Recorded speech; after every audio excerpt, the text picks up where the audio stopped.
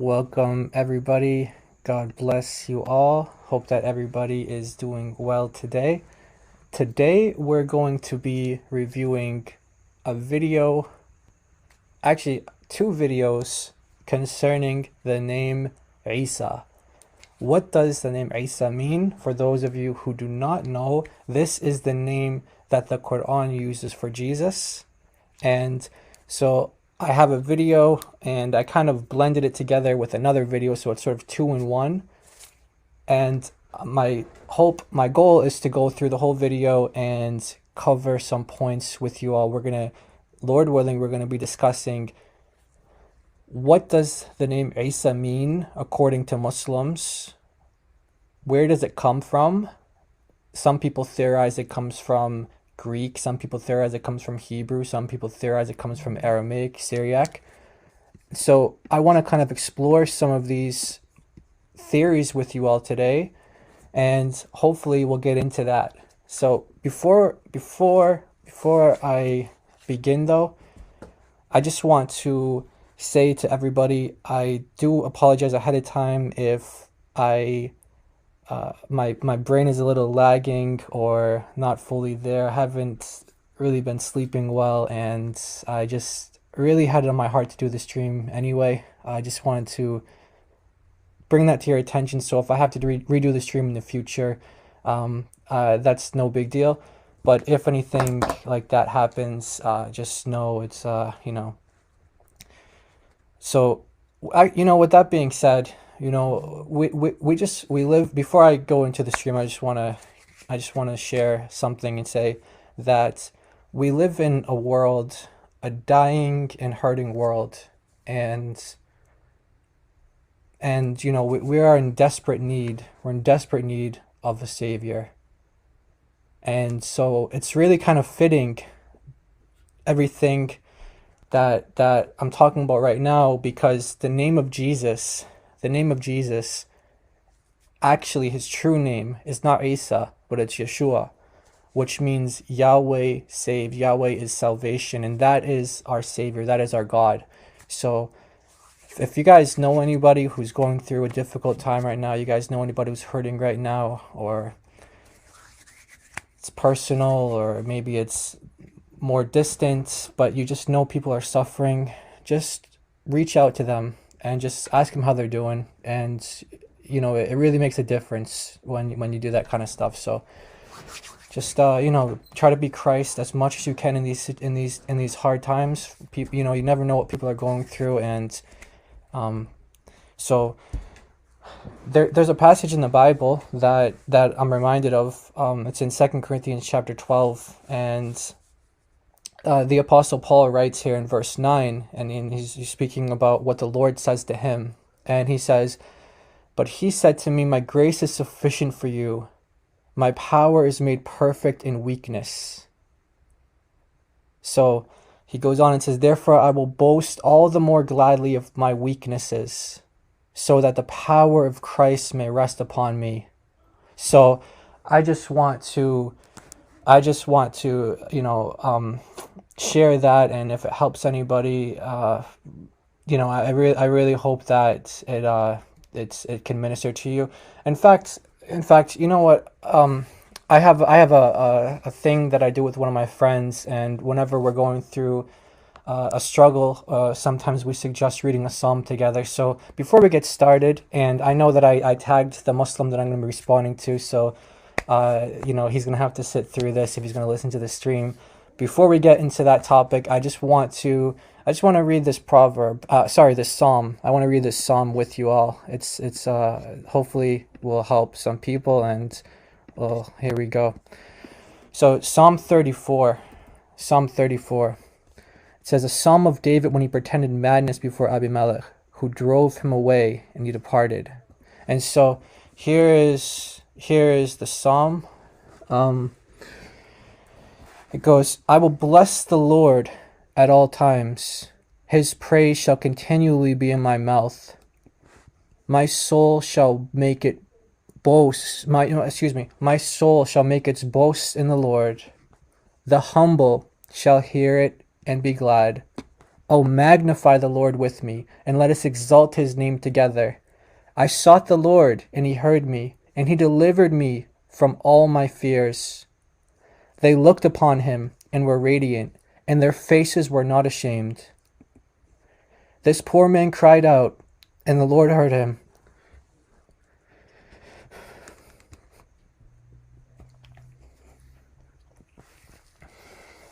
This poor man cried out, and the Lord heard him, and saved him from all his troubles.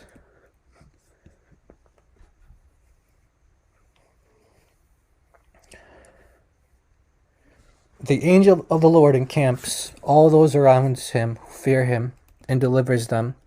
O taste and see that the Lord is good. Blessed is the man who trusts in him. O fear the Lord, you his saints. There is no want to those who fear him. The young lions lack and suffer hunger, but those who seek the Lord shall not lack any good thing. Come, you children, listen to me. I will teach you the fear of the Lord. Who is the man who desires life and loves many days, that he may see good? Keep your tongue from evil and your lips from speaking deceit. Depart from evil and do good. Seek peace and pursue it. The eyes of the Lord are on the righteous, and his ears are open to their cry. The face of the Lord is against those who do evil, to cut off the remembrance of them from the earth. The righteous cry out, and the Lord hears, and delivers them out of their trouble. The Lord is near to those who have a broken heart, and saves such as have a contrite spirit. Many are the afflictions of the righteous, but the Lord delivers him out of them all. He guards all his bones. Not one of them is broken. Evil shall slay the wicked, and those who hate righteousness shall be condemned. The Lord redeems the soul of his servants, and none of those who trust in him shall be condemned. So that is Psalm 34, and I just wanted to read that with you all. And like I said, we live in such a dying and hurting world that's in desperate need of a savior. And I just hope that if you know somebody who's suffering, if you're suffering, that somebody would comfort you, or if you know people who are suffering, reach out and comfort them. Okay, so let's get into our topic today. Our topic today is the name Isa. All right, let's transition. So our topic today is the name Isa. Where does it come from? What does the name mean? What do Muslims say? I was sent a video earlier this week, and I was planning on reviewing it, and I just didn't really know exactly how I wanted to do it. So the way that I formatted my notes, I normally, what I do is I write like bullet points, and I'll write bullet points, and just kind of, so when I'm doing a stream, maybe I'll look at the bullet points and just kind of remind myself, okay, don't miss this, don't miss that. This time I kind of added a little bit more in my notes, only because the topic I feel is so important that I don't want to skip over anything. So if at any point I just, in my response I kind of seem like I might be like kind of zoning out or something, it's just because I'm reading my notes.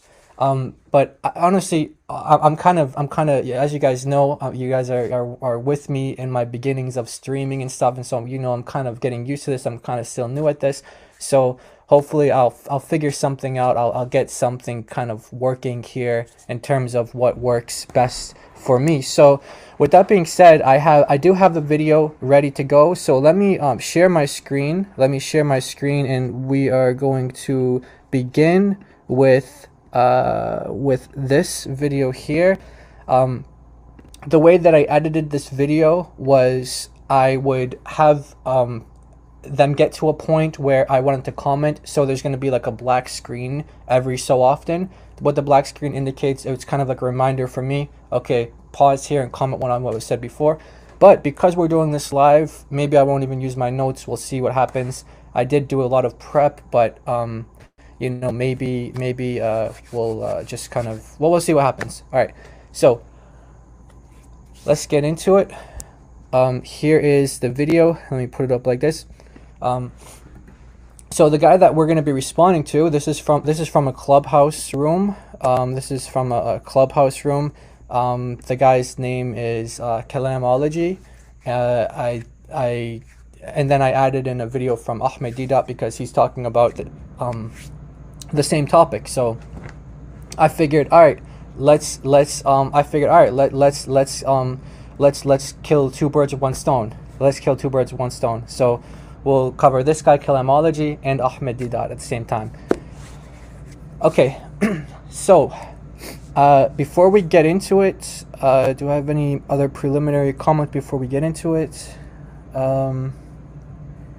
I guess let's okay, yeah. By the way, so a little bit about this guy. He's like one of these like Dawa guys. He hangs out with you know, those like the online Dawa gangs, you know, those type of guys. Not really the type of people that I would like to interact with, but these are the people that are out there. These are the face of Islam, and they're trying to spread Islam. So we're going to interact with them. I actually have tried interacting with this guy in the past. Him and I have spoken on Clubhouse before. We interacted in a few rooms. He's not interested in debating me. He's not interested in doing a live stream with me. So that's okay. We can still respond to him. So hopefully this will equip Christians, my brothers and sisters, who, if you guys hear these arguments, I pray that this information will help you respond. I hope that it's helpful to you in some way.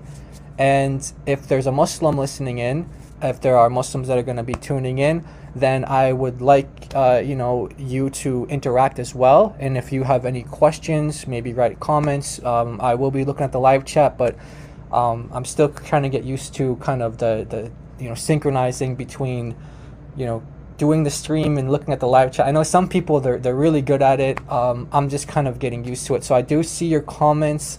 Maybe I don't see them live all the time. Like I try to look at some of them, but sometimes I don't catch every single one. But I'll try to go back and I'll try to go to the comments, and then I'll definitely read your comments in the comments section below. So if you're a Muslim listening and you want to interact on any of these points, you know, you're welcome to. All right, so here we go. We're gonna get into this. Let's just I'll let this guy ask the question. He's I don't know what he is. I don't know if he's a Christian asking the question. I don't know if he's a Muslim asking the question. I'm not sure, but whatever he is, he asked the question, and we're gonna get into it. So without further ado, here we go. No, my question is, why is he not called Yasu, like the Arab name of Jesus? Why is he called Isa? Where does, for example, like Ibrahim is derived from Abraham. It's a correct Arab translation. That's correct. So everything is like been translated correct into the Arab language, because only Isa doesn't derive from Yeshua. Yeshu, like the Arab name that Arab Christians use, that derives from Yeshua. So why is he called Isa? And all right, so like I said, there's gonna be these little black you know, screens that pop up. That's an indicator for me, hey, remember to comment. So okay, now this is the part where I want to pause, because what I want to just kind of quickly do is repeat his question. He's asking the Muslim, the Dawa guy, Kalamology. He's asking him, why does the Quran use the name Isa? And I might vary in my pronunciation because I want people to be understanding what I'm saying. I don't want to use like maybe a strong Semitic pronunciation. Maybe you guys won't catch the words that I'm saying, but there is importance in pronouncing some of these words correctly, because it does actually help you see some of the points that I'm going to raise later on. But if I say a couple of names, like maybe I'll say Isa or Asa, like just to know I'm talking about the same thing, I just want to be understood. So by the most people. All right, so he's saying that, you know, that the Quran basically has a lot of names correct. Only Asa is the one that's not correct. He's saying, you know, Christian Arabs, which is true in Arabic to refer to Jesus. It's Yeshua, it's not Isa. So he's saying, why is it that, the Quran uses Isa? What's up with Isa? He says that the other names in the Quran, they're basically correct. You have Abraham, Ibrahim, and all of these things. It's actually not correct. Now, that's not the focus of our video today.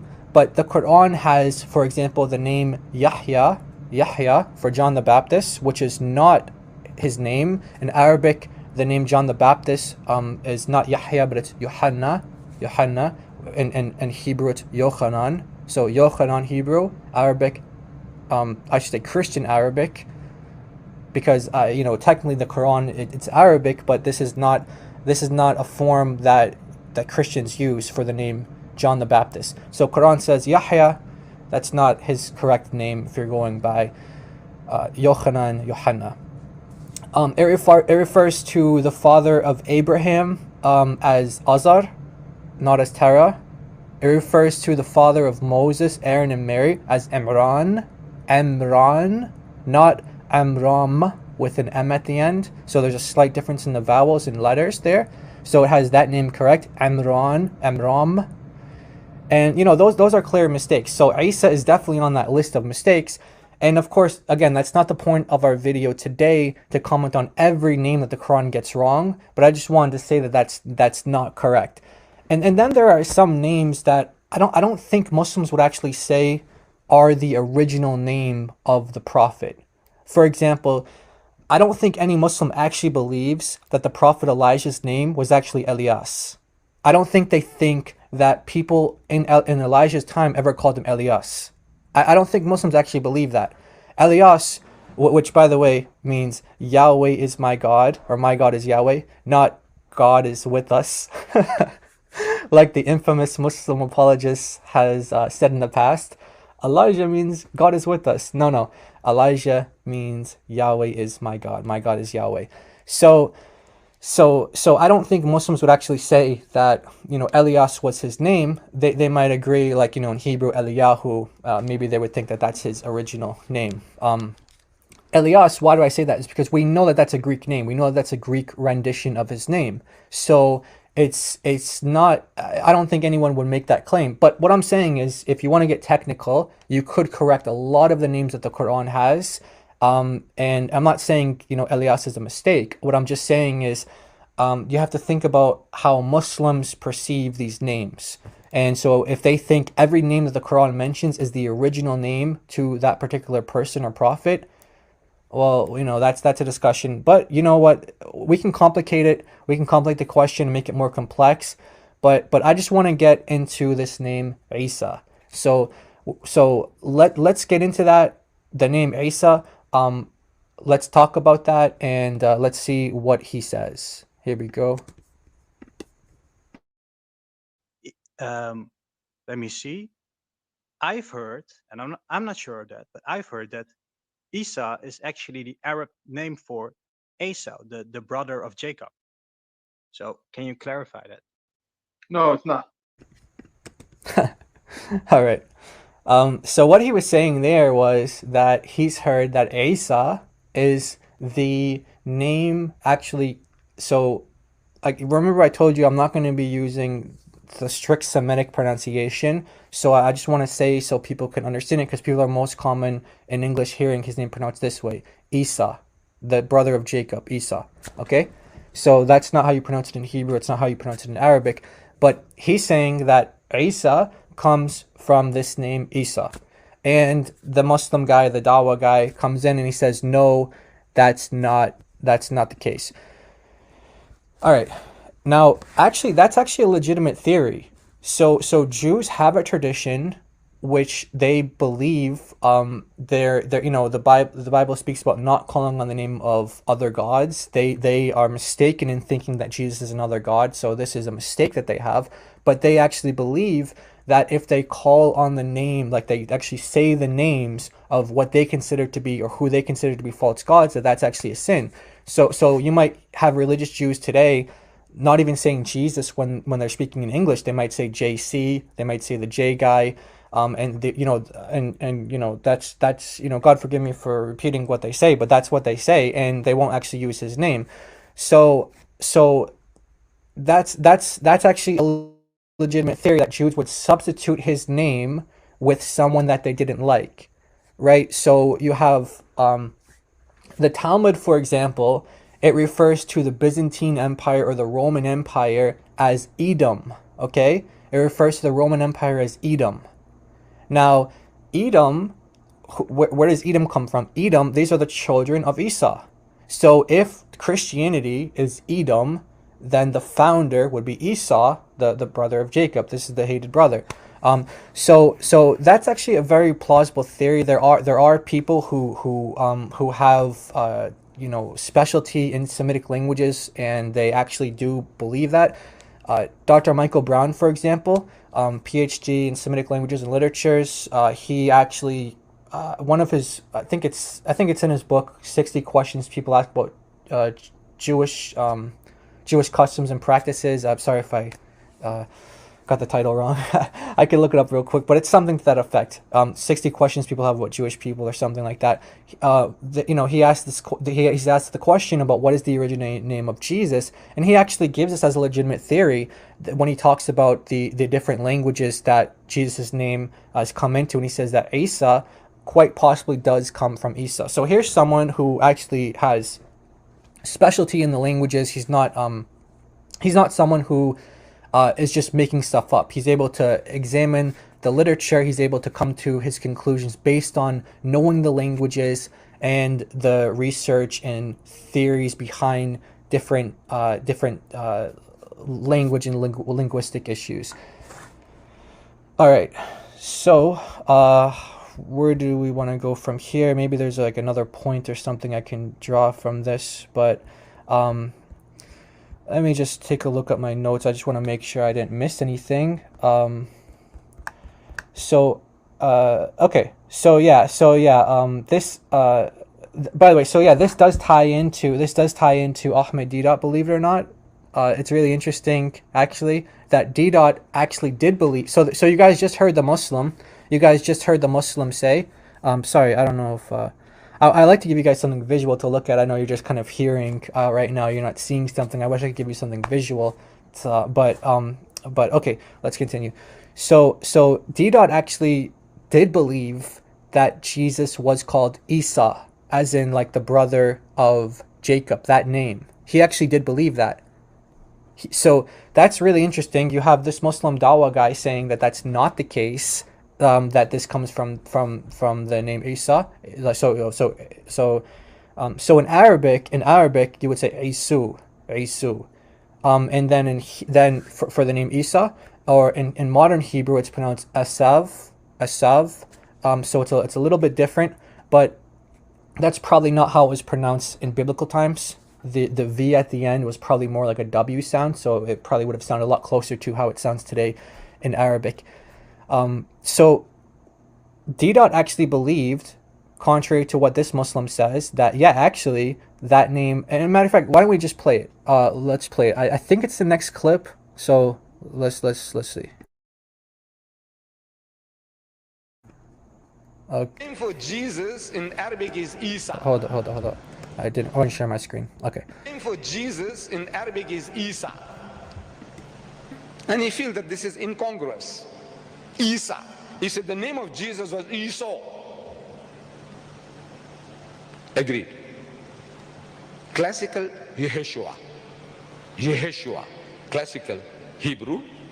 Common Hebrew, Esau. Like you have the man James, you call him Jimmy or Jim. So they call Esau instead of Yeshua. Yeshua is a classical name for Jesus. Most probably his mother named him Yeshua. All right. So Deedat, unfortunately, these guys who are quite popular and who have an audience, they actually are not competent in the languages that they speak about. So, for example, Deedat didn't know Hebrew, he didn't know Arabic. This Muslim, I'm not sure his level of Arabic. I have interacted with him on Clubhouse in an Arabic room before. I didn't get the impression that he was very...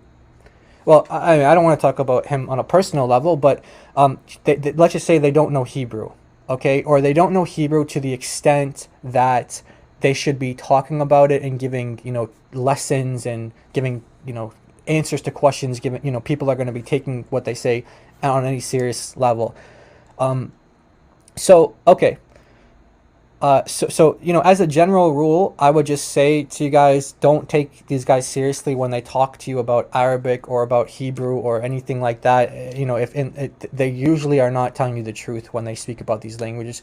Now, it is true that as D-Dot says here, that the classical pronunciation, which means like the pre-exilic name of Yeshua, is actually Yehoshua. Okay? So this is the name Joshua, okay? And in pre-exilic times, this is the form of the name. And we know this for various reasons. I think we're going to get into this later on. I might have something to help explain this. But basically, just in short, we can look at the New Testament today and we can see what Jesus was called. He's called Isus in Greek. Isus, okay? And then if we go to the Septuagint and we look at all the occurrences of Isus, and then we look at what the Hebrew says, the corresponding Hebrew says, we get a couple names, but most of the time, the vast majority of the time, it's actually, the exceptions are actually the rarities, it's Yehoshua, the longer form, and then after the exile, Yeshua. So he's correct that is the classical name Yehoshua, but he's not correct that the shortened form of the name is Esu, or so I don't know if you guys caught that. He wasn't saying that Jesus' name was Asa, the way that the Quran has it. He's saying Esu, like the brother of Jacob, Esau. That's what he was saying. So actually the correct information on this is that the classical form or the longer form is Yehoshua, and then the shortened form is Yeshua after the exile. Now that's not without exception.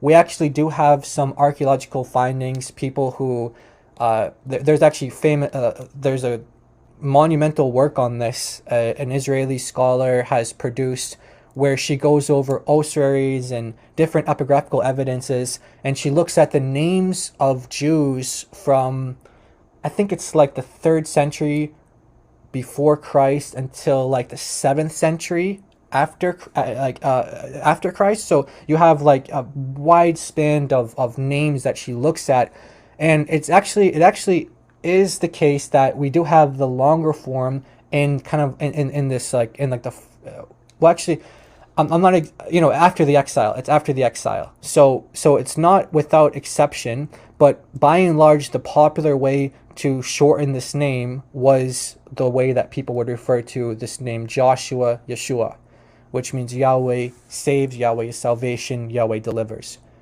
Okay. So let's continue. Let's continue to what D-Dot is saying here. And I'm trying not to rush through anything. I am going to look at your guys' comments. So if you guys want me to repeat anything, or if you guys have any questions, please do ask. I will try to get to your question. And if there is something that I missed, don't feel shy to repeat it or post it again. As long as you're not spamming or anything like that. Just if I miss your question or something, don't feel shy to post it again. All right, so let's continue on. This is continuing on with D-Dot. Let's see what he says. Commonly, Esau. Hebrew, Esau. In Arabic, Isa.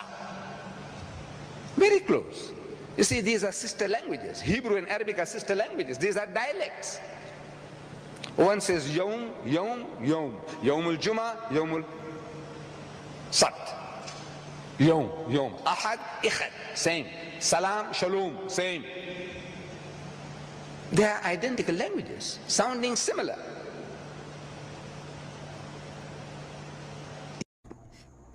Okay. So again, he's not giving you the guttural kind of pronunciation, the letter Ayin, like when he's saying Asa or Isu. So he actually is differentiating between the names there. Maybe it's a little hard to distinguish because of his accent, but he is actually saying the Quranic name is different than Jesus, what he believed Jesus' like actual name to be, and he's saying that the difference is so slight. So he believes that this name Isa, the brother of Jacob, that this actually was the shortened form of Yahushua. I don't know where he got that from, but he actually believes that. So there's a legitimate theory that Jews were using that name to refer to Jesus by, and because of the reasons that I said before. And then we actually have D-Dot, who is not, he's not taking that theory, but he actually believes the same thing, that that actually was Jesus' name. So the other Muslim guy, the other Dawah guy, was saying, no, that's not the case. Well, D-Dot is saying that that is the case. And just to comment a little bit about what D-Dot was saying there, it is true that the Arabic and Hebrew languages are sister languages, but I don't know if he actually knows the cognates, the actual proper cognates to these languages. For example, he was saying like the word for Friday. He was trying to say, like, you know, you have these different words that are you know, very similar, which is true. A lot of the vocabulary is the same, so I'm not gonna get him on technicalities. He was incorrect on some of the things that he said. For example, he was saying that the word ahad corresponds to the word echad, and if he means like 1, 2, 3, like wahid ithnain thalatha, like 1, 2, 3, in Hebrew, that I mean, in Arabic, that's not how you don't count ahad. It's not ahad. Ahad is the word for, we discussed this before, but it's not the word for one. It means one of, or it can be used in a sense to mean like negating. It can be used in a negating sense. So ahad and echad, those are not the correct cognates. The correct cognate will be echad and wahid. So 1 and 1, as in like 1, 2, 3, 4. So yeah, that's just one point. Again, it's kind of a technicality, but I just didn't want that to slip by in case, you know, someone thought because I didn't correct them, I agreed with them. Not the case. So yeah, just to note again that he is saying that Isa does come from the Hebrew, which in Hebrew it's pronounced Asav, which in modern Hebrew Asav, but in biblical times it probably would have had very similar pronunciation to Arabic. You know, the kind of like the guttural first letter, the sound, which is kind of hard to produce. But it's it's used in Arabic, and it's used in Hebrew and other Semitic languages, but in modern Hebrew it's not pronounced that way, so it's kind of a lightened pronunciation. All right, okay, now I think we can continue on. Let's see. All right, that one is Isa. Isa is with the Ain. Isa, right? It's really funny to me when people do this. Like, they say something that's actually incorrect. They say something that's factually wrong, and they're like, right? No, not right. What he just said was that the reason why he doesn't believe that Isa comes, I'm going to use the Arabic pronunciation for the brother of Jacob, Isu or Esau. Okay, the Arabic pronunciation Isu. So what he was saying was that that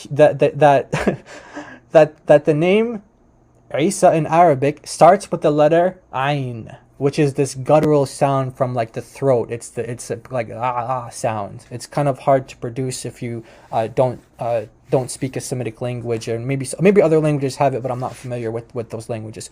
But it's the case that way in Arabic. So he's saying that this letter, that the letter that Isa begins with, the letter, that the name Isa doesn't actually have this letter, and that's why he thinks that they're not the same. He says that's why they're wrong. Now this is actually really funny. Well, funny to me, but it's actually quite sad that he's, being asked this question.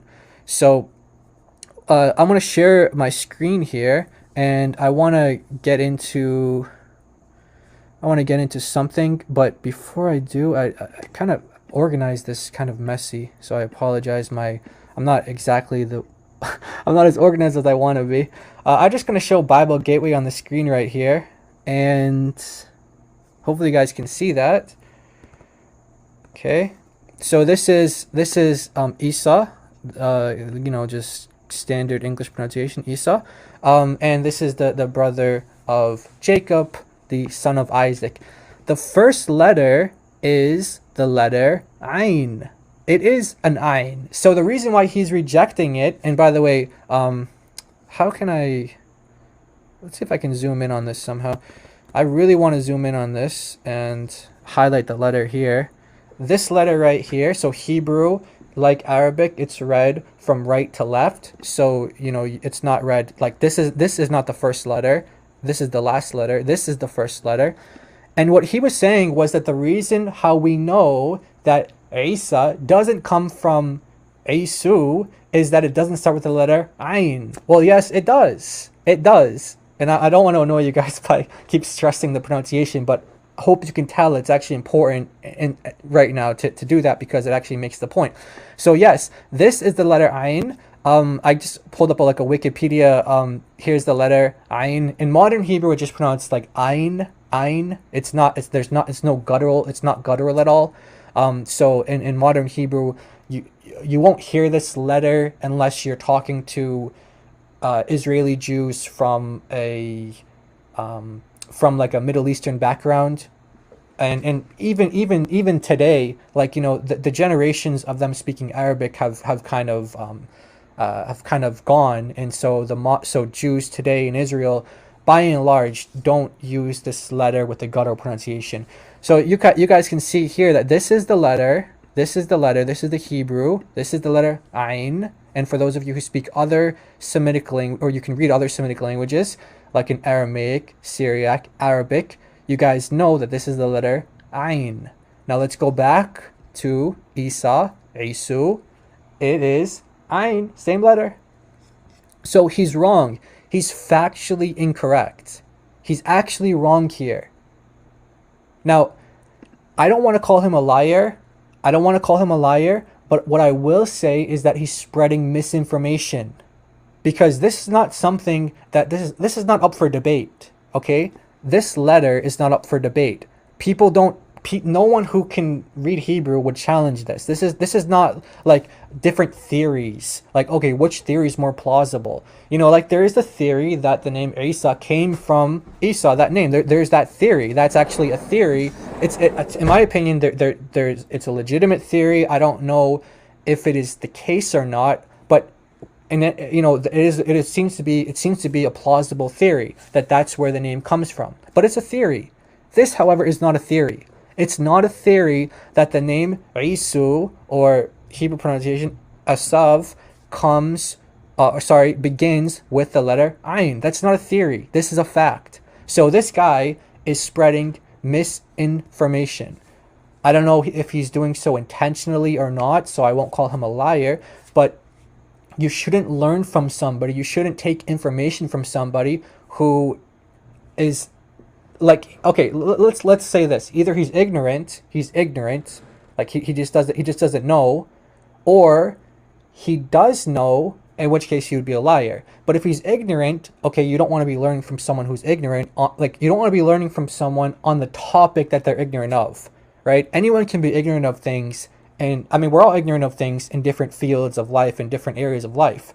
That's normal. But you wouldn't want to learn from somebody who is ignorant, and you don't want to learn from someone in a particular field or on a particular subject that they're ignorant in, right? That doesn't make sense. You wouldn't want to do that. So this letter is the letter Ain. It's here it is, and again on the screen, this is the letter Ain. That's not debatable. We even have in the Arabic Bible here, in case he reads Arabic, we have it on the screen here so you guys can see that the name also appears right here. So even in Arabic, you have, it begins with this letter. So I don't know where he got that from, but we can go back to the video and we'll continue on. But if he watches the video, or if anyone watching the video knows how to, I mean, anyway, if people know Arabic, they wouldn't really make this mistake. I don't know if how proficient his Arabic is. I don't know if he can read Arabic or not, but he's just wrong about that. Okay, that's not a debatable point. He's just factually incorrect. Okay, Now, let's stop sharing this. Let's stop sharing the screen. And by the way, just let me just highlight again. This is the letter. This is Esau, the name, the brother of Jacob, and this is the letter Ayin. So yes, it does start with the letter Ayin. All right, let's go back to our video. Let's go back to our video here, and let's continue on. Now, here's what's going on. Do you know what is Jesus referred to as in Greek? Something like Isis, Iusus. I don't Right, know how to pronounce right. it. Exactly. Yeah. So in Greek, you add the letter S at the end, kind of like Zeus, Hercules, Julius, right? S is added usually for male, masculine names, right? So in Bible, in Greek. So this is lagging. By the way, let me just pause. I should have edited this out. I'm sorry, guys, but this is actually lagging on his end. So he's gonna come back and he's gonna repeat what he's saying, but this is actually lag taking place on his end. This is not happening in real time. Like, this isn't lagging right now. So let's just continue on, and kind of work through this lag. I apologize for not us editing this out. Isus. So if you remove the S at the end, you end up with the name Iso. You want to say that again, bro? Literally. You are robotic, Dr. Salim. You are You're robotic, so we kind of missed out the last 5-10 seconds, bro. You're going RoboCop, dude. Is it? Can you guys hear me now? You keep talking.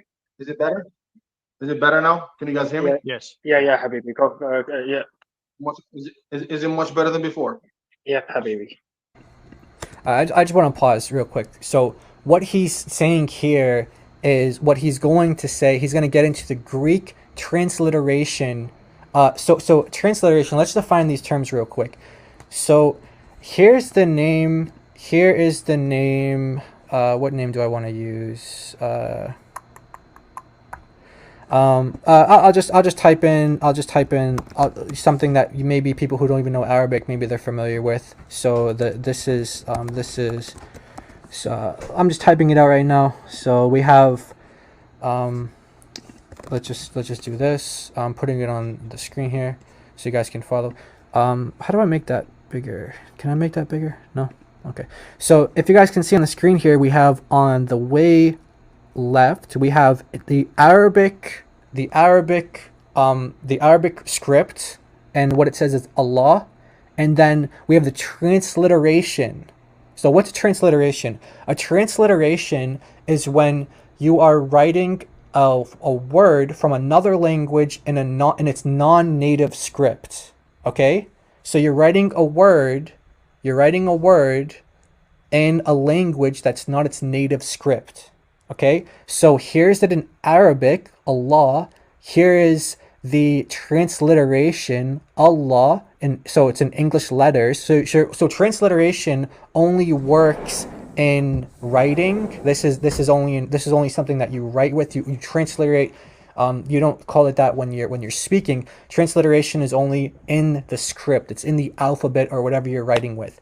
So Arabic, then you have the transliteration, and then you have the translation. So transliteration, translation. Okay. So I just wanted to say that, and let's continue on. Copy that. Okay.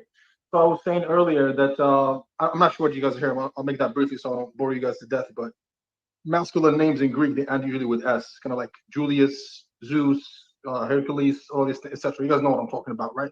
So his name in the Bible in Greek. I like how he did that again. He goes, you guys know what I'm talking about, right? he does that thing where he always says right before he says something that's incorrect. So let's just talk about a little bit of what he said there. So it is the case that in Greek, for certain grammatical reasons, names, masculine names, do end with the final letter S. The Greek letter for it is called stigma. So the letter S at the end, that is the case that Greek masculine names, for certain grammatical reasons, it ends with S. And that's actually a way that we can actually trace, like, for example, like Moses, for example, okay? I'm just going to write Moses here. I'm going to kind of put it on the screen, Moses.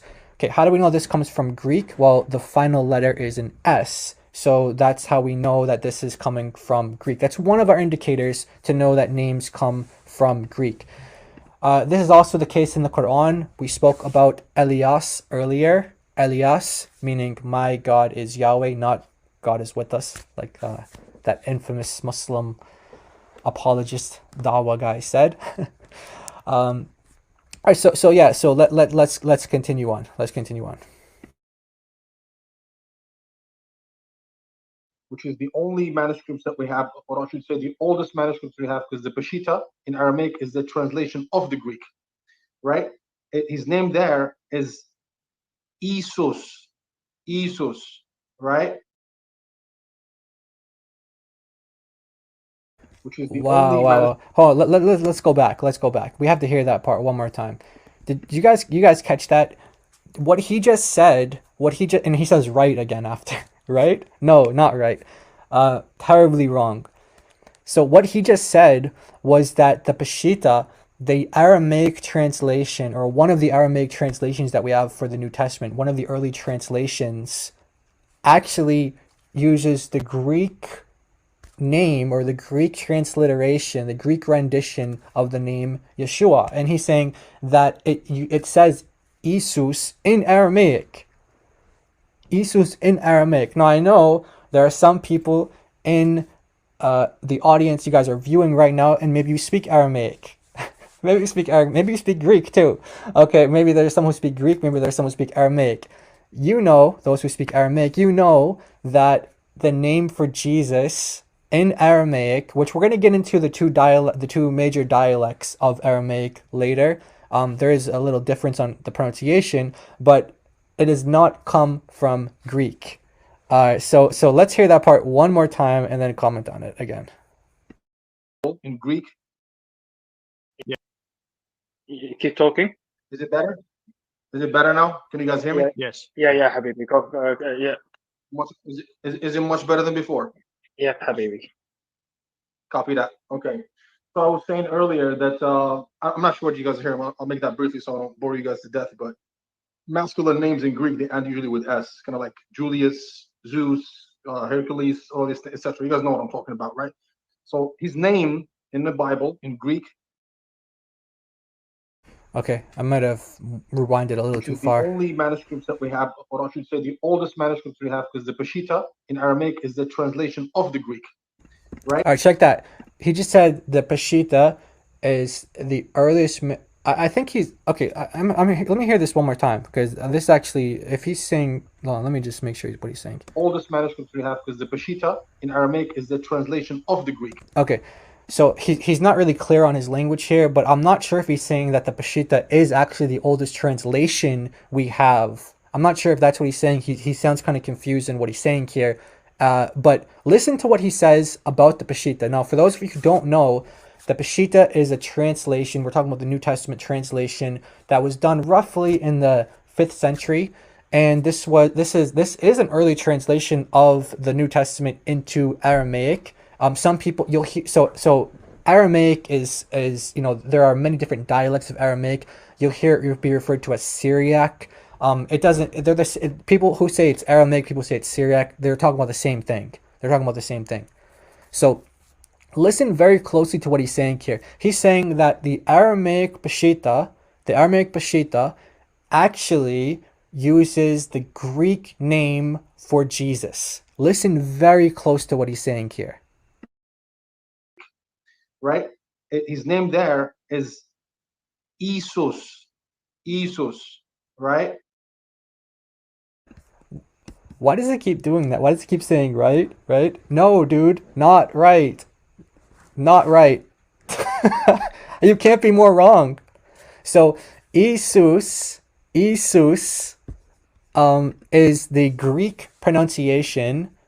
We're going to get into the Aramaic right now. We're going to get into the Aramaic right now. All right, let's begin with the Pshita on the screen here. So we have the Aramaic. We have the Aramaic. We're talking about what does the Aramaic say. So I mean, I don't need to show the people who speak Aramaic this. Those who speak Aramaic don't need to be proven what this is. So I don't need to I don't need to show it to you in Aramaic. You guys already know. But those of you who speak Arabic, this is the transliteration. So by the way, those of you guys who speak Arabic, you're probably like wondering, what in the world is this saying? I see that these are Arabic letters, but I don't have any idea what this is saying. That's because this is a transliteration. Remember earlier I was saying what a transliteration is? So this is not Arabic. This is writing Syriac. This is writing Aramaic in the Arabic script. So for those of you who can read Arabic, you'll see the name here. This is the name here. For those of you who can read Hebrew, this is the name here. And then we have it in transliteration in English as well, and this is it here. So the Y, the S with this this represents the sh sound. So this represents sh. Then you have the W, and then this little C right here. This represents the letter Ain. So in some dialects of Aramaic, it's pronounced Yeshua. In some dialects, it's pronounced Yeshua, just like in the Hebrew. So the Western dialect of Syriac, the Western Aramaic dialect, it's pronounced Yeshua. Very similar, actually identical to how it's pronounced in Hebrew. Okay, so what he just said is actually 100% false. So false. So false. It is not the case that the Peshitta uses the Greek name Jesus for Jesus. It is not the case. It is not the case at all. In fact, we have other translations of the New Testament into Greek. That's why when I was listening to this again, because I think I only heard it maybe like one time when I first sent it, then I listened to it again when I was putting it together, like editing it, like I have it kind of set up to where I can pause and stuff. So this is like one of my, like, you know, maybe third time hearing it. And it, you know, there was time between when I first heard it to when I put it together. So I don't remember everything that he was saying. So this is, a lot of this is kind of like, I'm just like having actual reactions to, like, did he really just say that? I mean, this is incredible how wrong he is on these points. Okay. So it's not the case that, I'm not saying he was saying this, but just to clear the air on this, it's not the case that the Peshitta is the oldest translation of the New Testament into Aramaic. That's not the case. We actually have something called a Diatessaron. The Diatessaron was done in about the 2nd century. So it's a very early translation into Aramaic. So the Diatessaron, Greek to Aramaic, are on the 2nd century. We also have a dialect that's known as Christian Palestinian Aramaic. Christian Palestinian Aramaic. And so this was used in the land of Israel. This was used in the land of Egypt. And so that's a different translation than the Peshitta, a different translation than the Diatessaron. That was used by Byzantine Christians around like the 6th century. Sorry, before the 6th century. And that's not even, this is not even our only, so there's not just one translation of the Bible into Aramaic. There are multiple translations. We have like, that we know of, there are half a dozen that we know of. The Peshitta, you know, this really took off in the Near East. So this was a very popular translation of the Bible in Aramaic, but it's not our only translation of the Bible. But I say that to say, you know, just in case anyone gets the impression that, like, you know, this is our sole translation into Aramaic, that's not the case. It's not even our sole translation of the Bible into a Semitic language prior to the 6th century.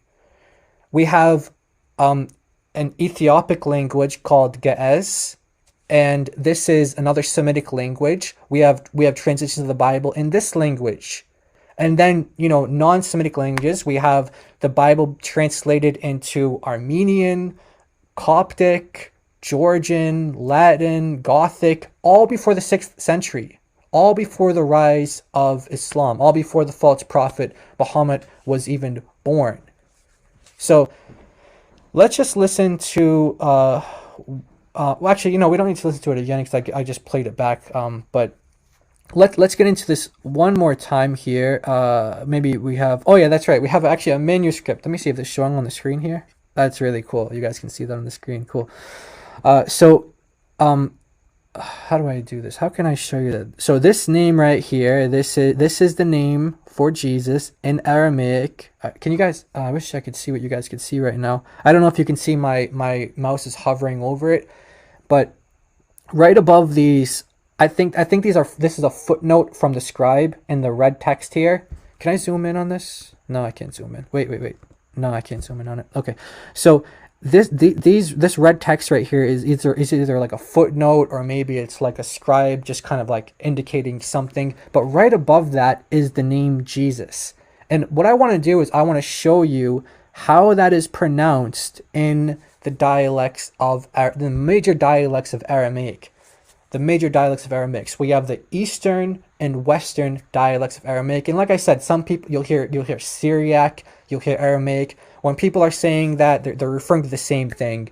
Anyways, we don't need to get into the technicalities, but what divides the Western Aramaic or the Western Syriac from the Eastern Syriac? There's a divide somewhere. I think it's a river. There's like a river, and like east of this river is Eastern Syriac, west of the river is Western Syriac, and that's kind of the split in the dialects. I hope that's not incorrect. I hope that's not like a myth that I learned. But either way, I do apologize if that is misinformation. But that's what I remember learning. So if that's not true, then I do apologize for that. But that's kind of a minor point. The fact is that we have different divides of the dialects, Eastern and Western. So let's get into right now. How do the Aramaic speakers pronounce? How do they pronounce the name Jesus in their respective dialects? All right, now right here we have this is the Gospel of Mark, okay? The Gospel of Mark, and we're going to go to Mark chapter 1 verse 1. Mark chapter 1 verse 1. Okay? So Mark chapter 1 verse 1, and this is going to be in the Eastern dialect of Aramaic. And so I want to pronounce it for you. And then you're going to hear him say it, because I want you to be able to recognize it if you haven't heard the name before. But in the Western dialect, it's pronounced Ishu. Ishu. When you're writing it out, there is that letter ayin at the end. So it's possible that earlier on it was pronounced Ishua, Ishua, something like that. But at least in modern times, contemporary times, this letter has seemed to have faded, and that's very normal in languages for these kind of things to happen. But in the Western dialect, we're going to see that it's been preserved. The ayin has been preserved, and the pronunciation is very similar to the Hebrew. So let's listen to how the name is pronounced. We heard the Muslims say, the Muslims said that it's pronounced as Isus, Isus, okay? Now let's listen to how it's pronounced. Again, this is the Eastern dialect. When people who identify as Assyrians, so maybe you have some Assyrian friends. This is the dialect that they speak. Okay, and even within that, there are many different dialects. But this is that's within the divide of Eastern and Western, and then there are subcategories of dialects. I don't want to complicate things with unnecessary details. The point that I'm trying to make is that we have two different traditions, two different pronunciations of the name Jesus in Aramaic, and it does not come from Greek. So here's Mark chapter 1 verse 1. Mark chapter 1 verse 1. Thank you for posting that, Sophia Films.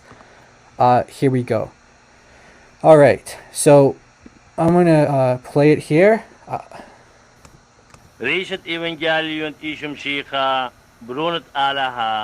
Okay.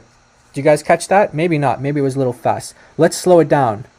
He says, Ishu Mashiach. Ishu Mashiach. Okay? Ishu Mashiach. Let's make it 0.5 and let's do that again. So we want to go back to let's do, okay, right here. All right, so this is Mark chapter 1 verse 1.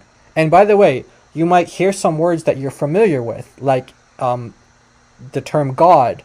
Maybe you know that in Assyrian and Eastern Syriac, Eastern Aramaic, maybe you know that the word for God is Allah. And maybe in Western, you know that it's pronounced Aloho. You're going to hear that here because it says Son of God in Mark 1 verse 1. Ishu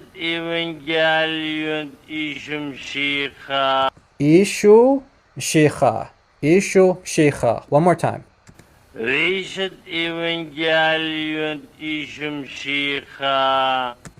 Sheikha. Not Isus, like he said. Not Isus, the way that it's pronounced in Greek. Isus, not like that. But, one more time. Okay.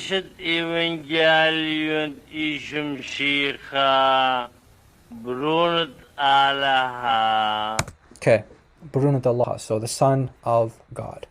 Alright, now let's get into the Western dialect. Alright, let's get into the Western dialect now. Let's get into the Western dialect and let's hear how they pronounce it. So maybe you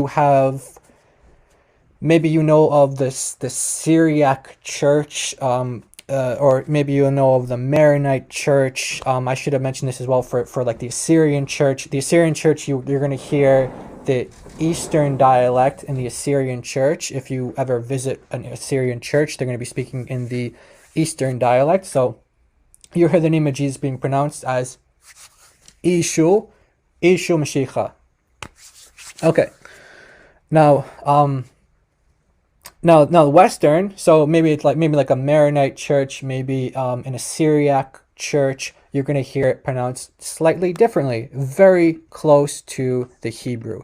Let's hear how, again, same chapter, same verse. It's in Mark chapter. Oh, this is on the screen here. So we have Sophia Films. We have it on the screen here as well, but you know they have it right here too. So that's cool. So here it is. This is in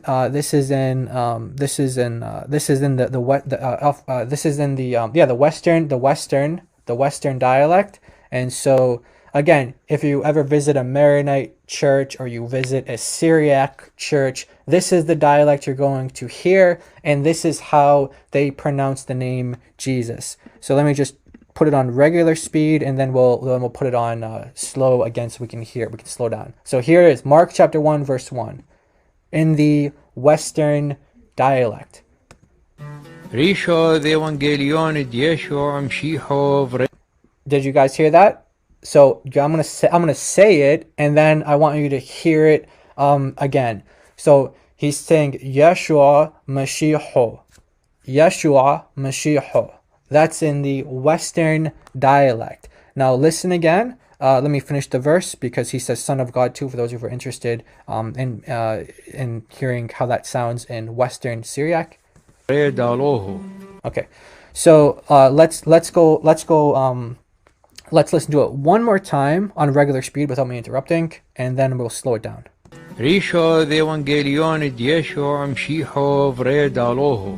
By the way, I'm sure you guys caught this in the other one as well. You hear like Evangelion, like that's the gospel, right? You guys are all familiar with that. So you know, I'm sure that there are a lot of words that even if you don't speak these languages at all, you're just familiar with because of your studies or something like that. You maybe like how do you say gospel, or how do you say good news in these languages, or how do you say God? So you'll notice that in the other dialect, the word for God is Allah. This dialect, it's Aloho. So if you guys are curious, the Aramaic that that Jesus that was in the Aramaic that you know, spoken in like Judea and in the Galilee in the time of Jesus, this would be the Western dialect, because if you know, this is like, you know, kind of geographically and linguistically. So here we go one more time. Did I slow it down? Let me. Okay, yeah, here we go. So here it is one more time. Let's slow it down, and I want you guys to listen close to how they pronounce the name Jesus in this dialect. Okay. Okay, right here. It's coming up right now. Right here. Yeshua Mashiach. So in Eastern, it's pronounced Ishu Mashiach. Ishu Mashiach. Western, Yeshua Mashiach. One more time. Evangelion Yeshua Mashiach. Evangelion Yeshua Mashiach. Okay, so I think let me just play the Son of God part 2 for those who are interested in hearing how to say Son of God in Western Syriac. Okay, all right, so let's put our speeds back to normal. Now that's what I wanted to share in terms of how you pronounce the name Jesus in the two major dialects of Syriac Aramaic. Remember, we're going to use those interchangeably. We're not being technical. We're just going to use these terms interchangeably. Syriac Aramaic, it's technically, you know, a dialect of Aramaic. So you're going to hear it both ways. So I just want you guys to be familiar with that if you hear it either way. Don't want it to confuse you or someone to kind of like, you know, throw you off by saying, no, it's not Aramaic, it's Syriac. I mean, people who say that, they're either splitting hairs or they don't know how to. Anyway, we don't have to get into that.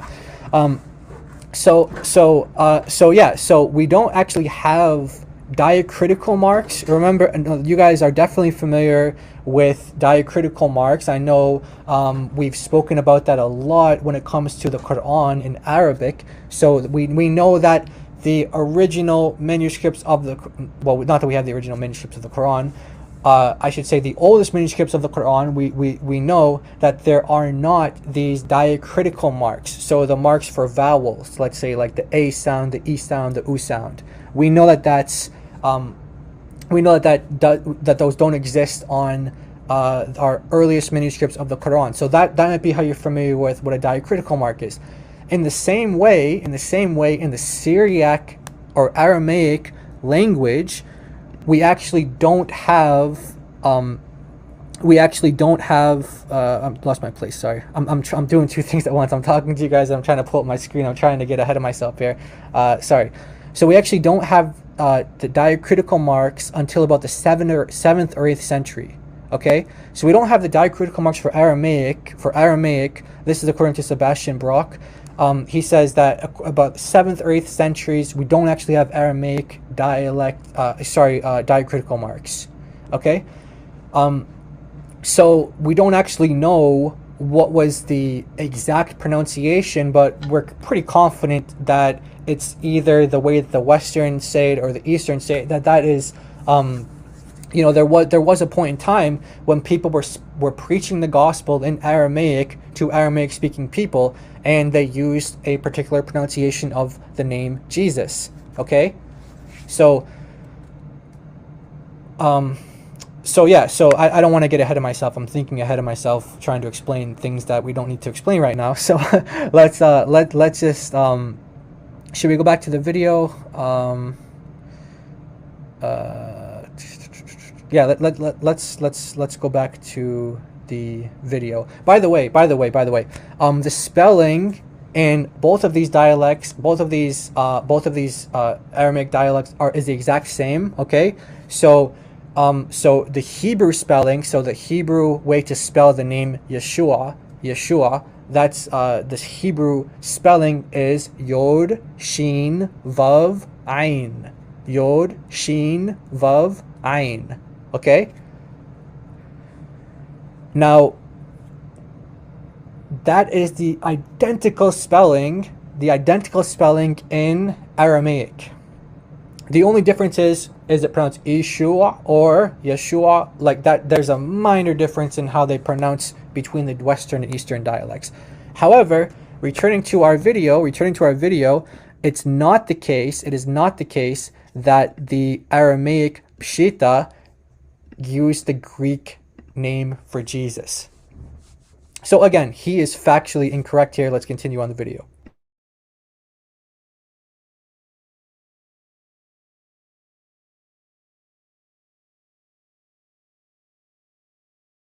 Oh, I'm sorry, guys. Let me pull the screen up. Good thing I caught that before we got too far. Okay. Sorry, guys. We're gonna get back to the video now. Here we go. Which is the only manuscripts that we have, or I should say the oldest manuscripts we have, because the Peshitta in Aramaic is the translation of the Greek, right? His name there is Isus, right? Right? No, not right. We just saw why that was completely, entirely, 100% factually incorrect. Wrong.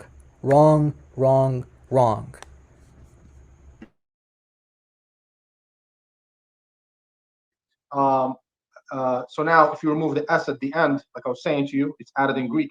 You end up with the name Isu. And that is the closest thing to Isa, because there is no letter Ain in Greek. So now what they did is they put the Yod in Hebrew, or I. It would be I in English.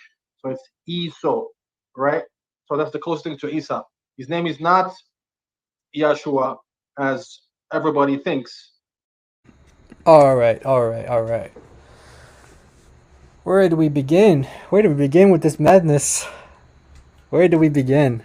Let me see if this is helpful. I tried to make a visual for you guys. Here to explain his theory. Okay? Hopefully that's readable. Hopefully that's intelligible. Let me spit. No, I don't want to zoom in too much. Okay. So his theory is the Greek to Arabic theory. So we have the Greek Isus, and he's saying that this somehow becomes Isa. Isus, Isa.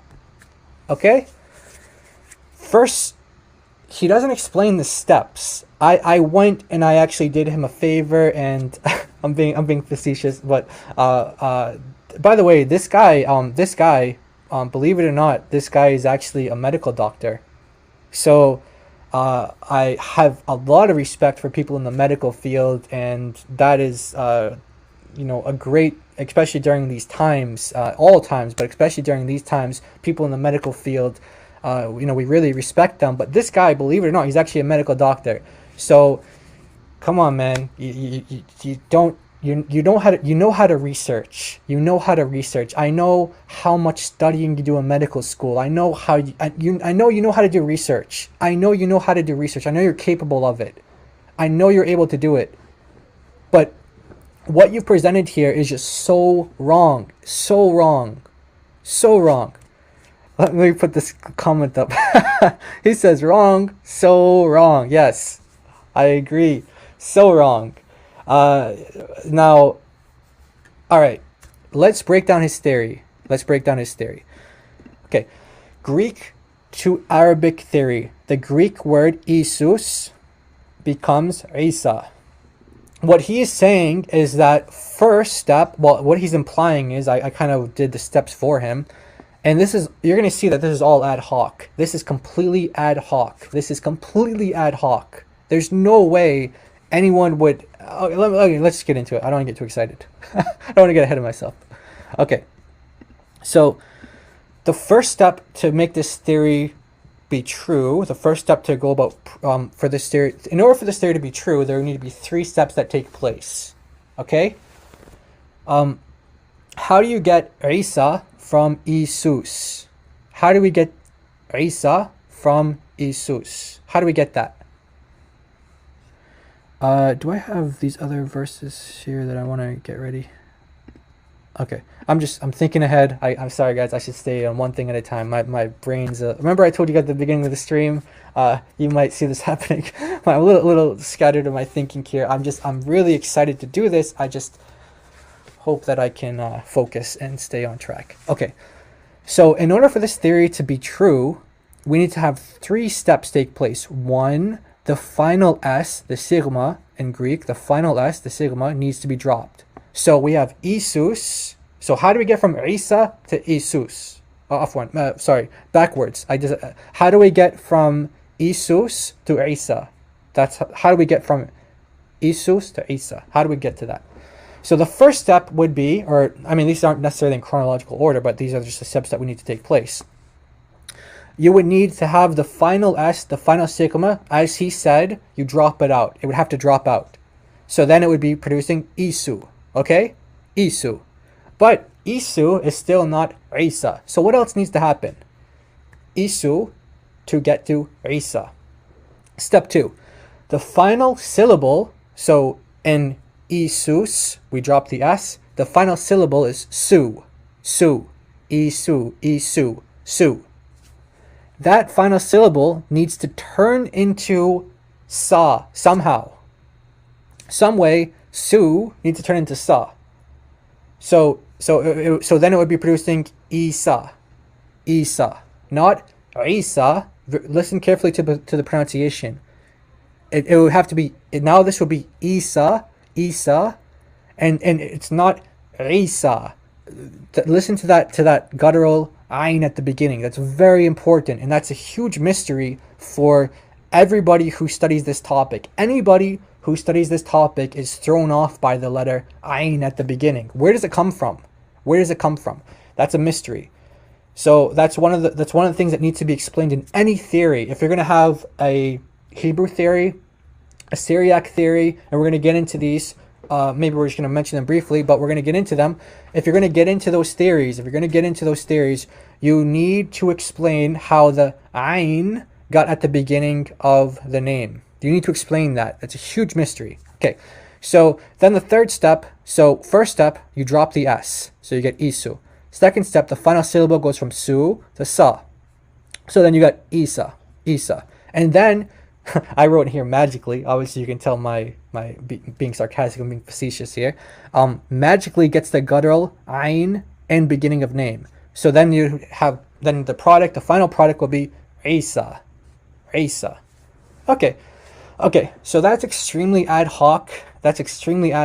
And a ton of special pleading.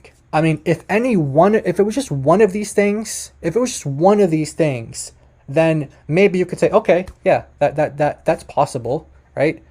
Like it's definitely possible for some of these things to happen, like just in language. Like, okay, like let's say the final letter drops out, or let's say, okay, the syllables change, or let's say, okay, maybe there's a letter that comes up. I mean, sometimes Arabic does put the letter ayn in front of some foreign words. Maybe that's possible. But all three of these things, that is extremely unlikely. And we have other explanations. That make better sense of the data. Okay? All right. So let's talk about this. If it's true, let me just check the comments real quick, make sure that you guys we're good here. You guys, we're tracking. We're good. Okay. All right, cool. Looks like we're good. All right. So, if it is the case that the name Isus, the Greek name Isus, if that's the case, and by the way, again, this is transliteration. So Greek transliteration, Arabic transliteration. So just to kind of, we were talking about transliteration earlier. So if it's the case that Isus is the original name and Isa is the final product, let's talk about the final S dropping out, the sigma. Let's talk about that. Are there any Greek names or Greek renditions of names in the Quran? Let's go to the Quran. We have in here the name Yunus. Yunus, Jonah. Yunus. How do we know that this comes from Greek? So in Hebrew it's Yonah. Right here in the Quran, Yunus. How do we know that it comes from Greek? Well, it's because of the final S. It's because of the final sigma that we know that this comes from this letter here, this sigma. It's because of that we know that this comes from Greek. Yunus, the final S, is an indicator that it comes from Greek. Another name. We talked about Elijah earlier, Eliyahu, in the Quran, Elias. How do we know that Elias comes from Greek? The same reason. So the Greek for Yunus is Jonas. Okay? How do we know that Elias comes from Greek? Because of the final sigma, because of the final S. So because of the final S, that's how we know that these come from Greek original, or let's say from Greek renditions of these names. That's how we know. Again, how do we know Moses? How do we know Moses? I'm going to put it on the screen here. How do we know Moses comes from Greek? How do we know that?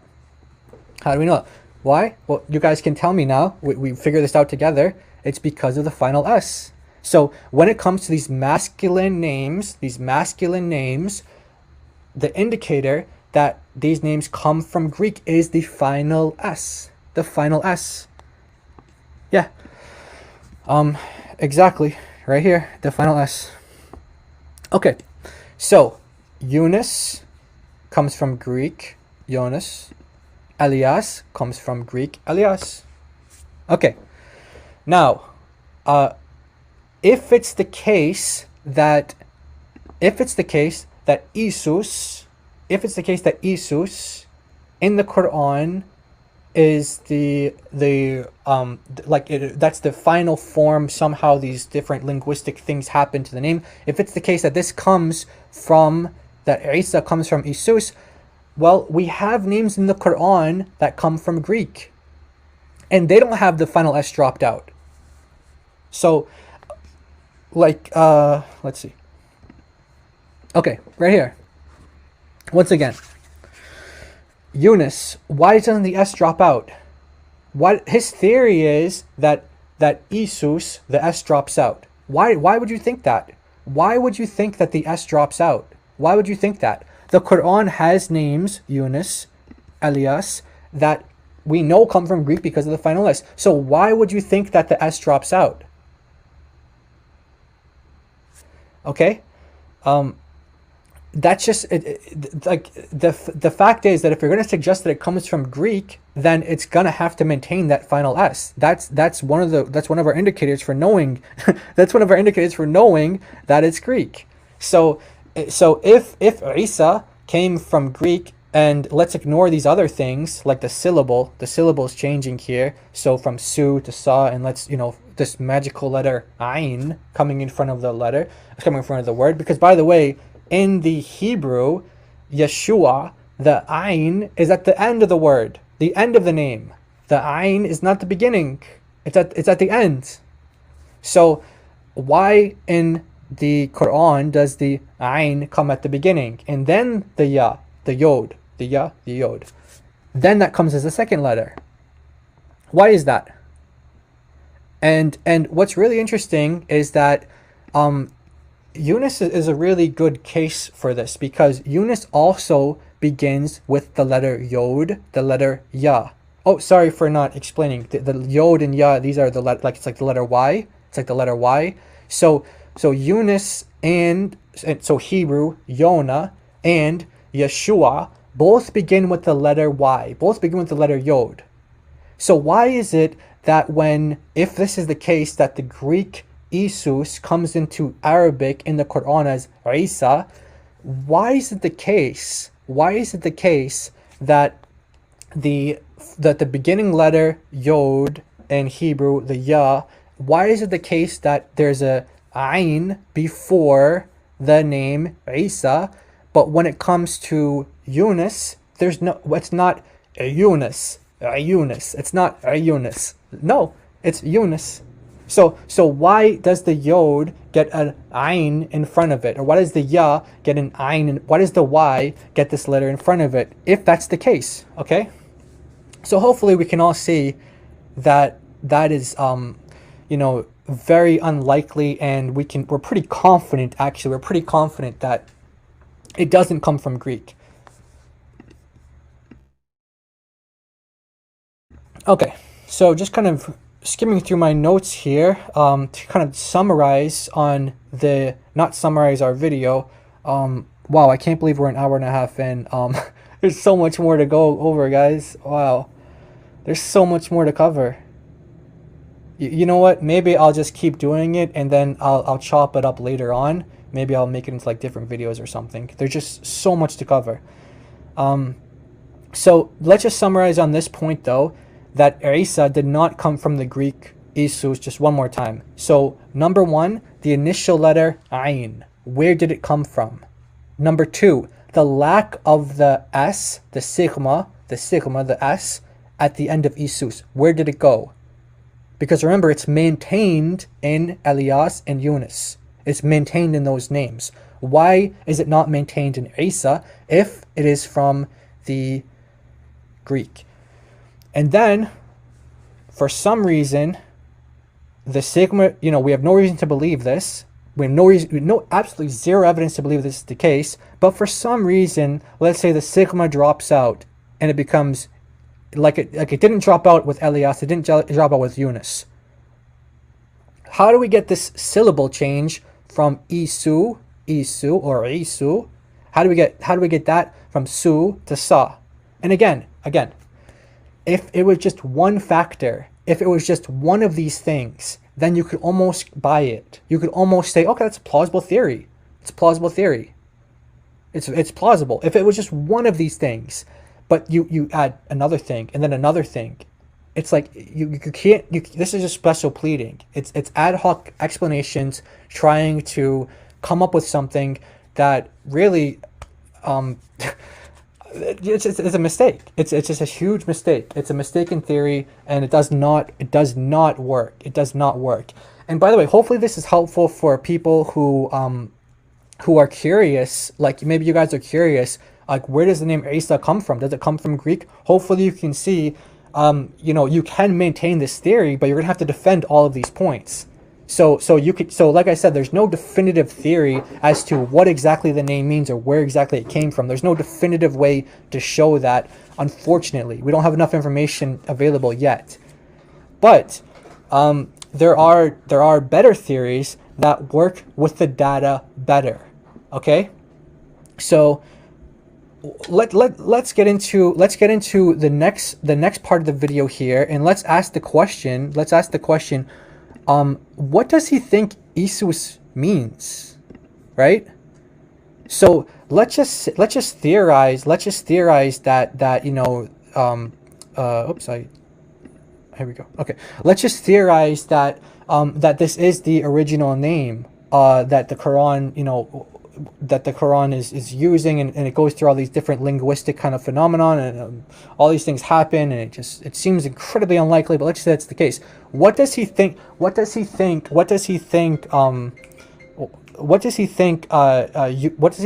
Isus means? What does he think Isus means? And we're going to get into this. And by the way, for those of you who are curious how we get Jesus in English, because this is going to come up, D-Dot brings this up, and he also brings this up.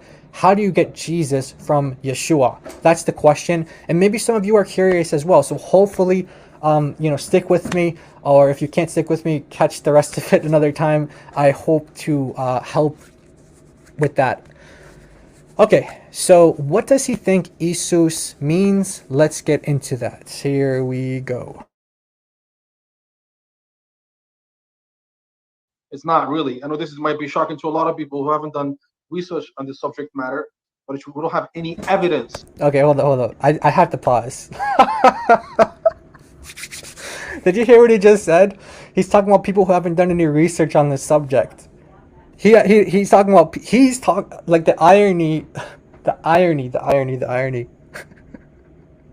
He's telling people that they haven't done research on this.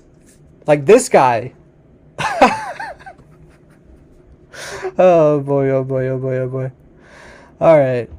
So okay, let's go back to it. And what does he think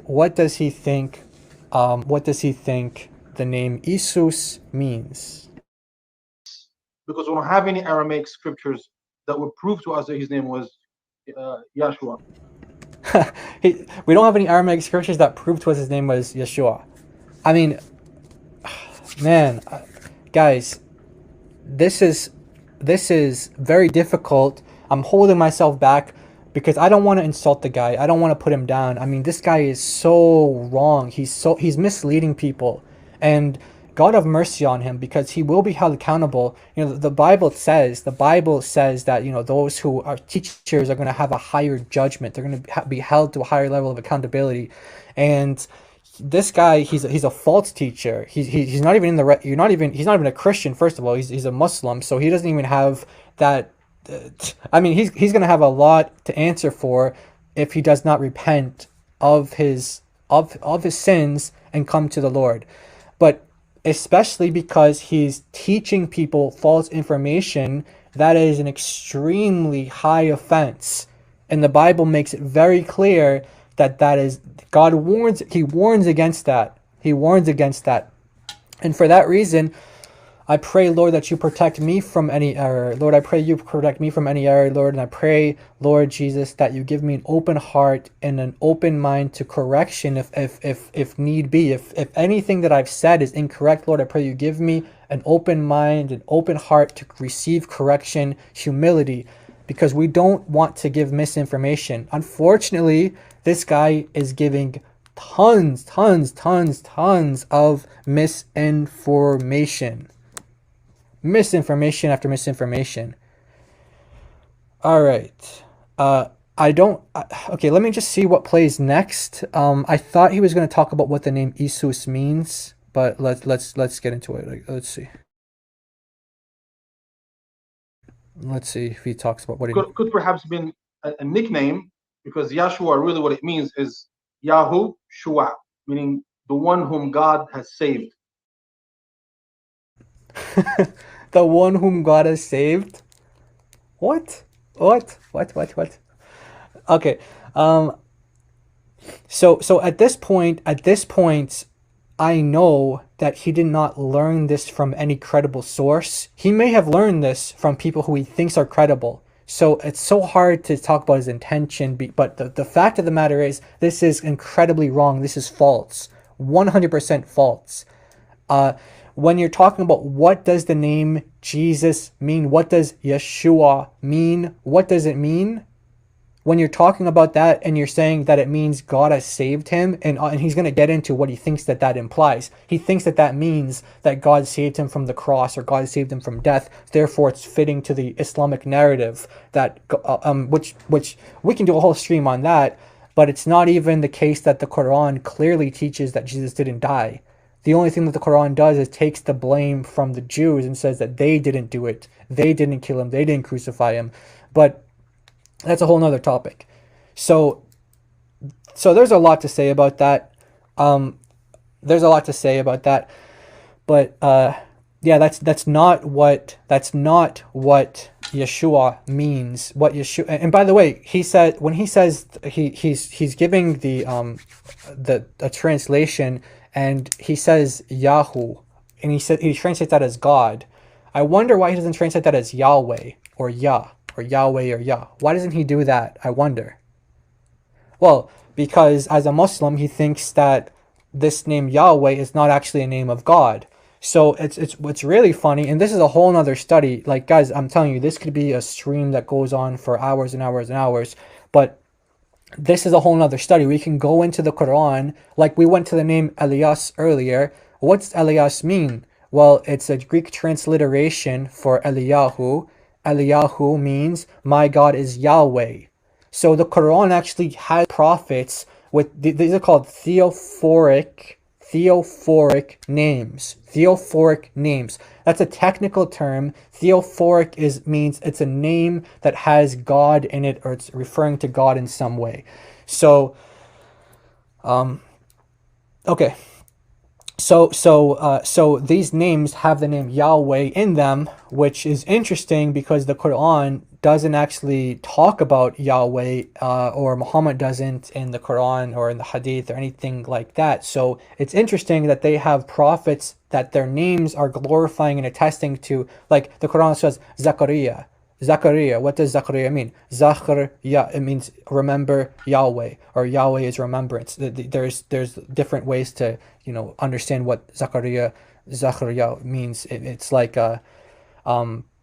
it could be Zachar, like to remember, or like he's remembering. Okay, so either way, the Quran is full of names, or I shouldn't say full of names, but the Quran has names in it that, another example, if Yahya is John the Baptist, well, then the original Hebrew would be Yochanan. Yochanan means Yahweh is gracious. Yochanan, Yahweh is gracious. So the Quran is full of names that has this name Yahweh in them. Okay? So that's a really interesting topic for another time. But what's interesting, guys, is that Matthew 121, let me pull it up on the screen. Matthew 121 actually tells us what Yeshua means. Matthew 121, I'm going to pull it up here. I should have had this prepared. I apologize. Let's pull it up here. So let me stop sharing my screen and let's share this here. Matthew 121. And she will bring forth a son, and you shall call his name Jesus, Yeshua, for he will save his people from their sins. So this is telling us there's no mystery. Thank you for posting that. Thank you for posting that build. Built for Speed 101. Thank you for posting that. There's no mystery as to what the name Jesus means. It doesn't mean, you know, Yahweh saved him from being killed by the Jews and therefore confirming the Islamic narrative. No. The same Bible that you're getting the name Jesus from, is the same Bible that tells you what Jesus means. Jesus is a transliteration. Remember, guys, we spoke about transliteration earlier. It's a transliteration of Yeshua. So in Greek doesn't have native letters to maintain the exact pronunciation. So there's no sh sound in Greek. So that's why you go from Yeshua to Jesus. So why is that? Because there's no sh sound in Greek. Okay, there's no ein sound in Greek, so that's why you don't have that Jesus sound, like there's no guttural ein letter. But it's a transliteration. Remember, we spoke about this earlier. It's a transliteration that we see in the New Testament. We see it in the Old Testament, in the Septuagint, which is a Greek translation of the Hebrew Bible. And whenever you look in the Greek of the Hebrew Bible, in fact, let me finish this clip and then I'll show you guys some sources for this. And let me just finish up this clip here, and then we will carry on our journey together. Thank you guys so much. Thank you guys so much for sticking with me.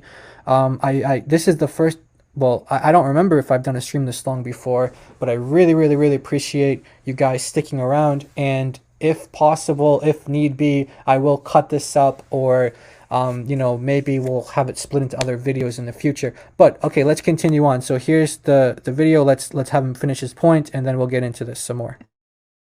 The one whom God has rescued, and that is an exact nickname for Jesus from Islamic perspective, because God had saved him, right?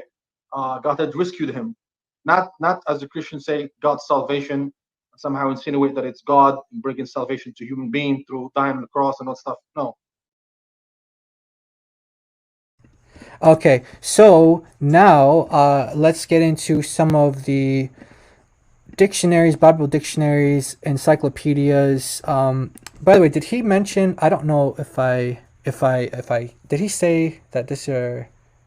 Huh. Let me just play a little bit of the other part, because he says something in it. I don't know if he said it yet. Maybe I just was thinking about something, and as he was talking, and I skipped over it.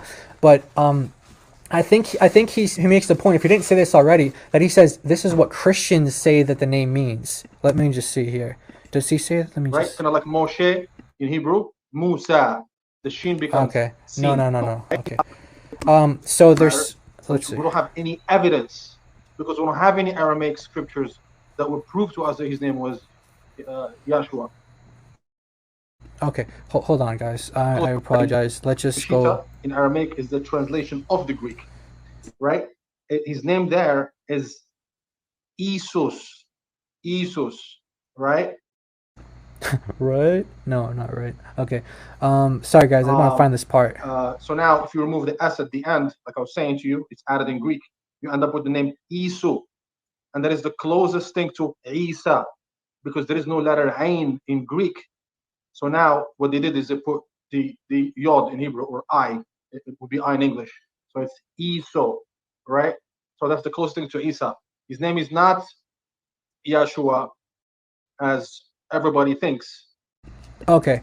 I don't know. I thought he said it's not Yeshua as maybe he says, because I think he specifies and he says that this is what Christians say. Sorry, guys, that this is happening in real time.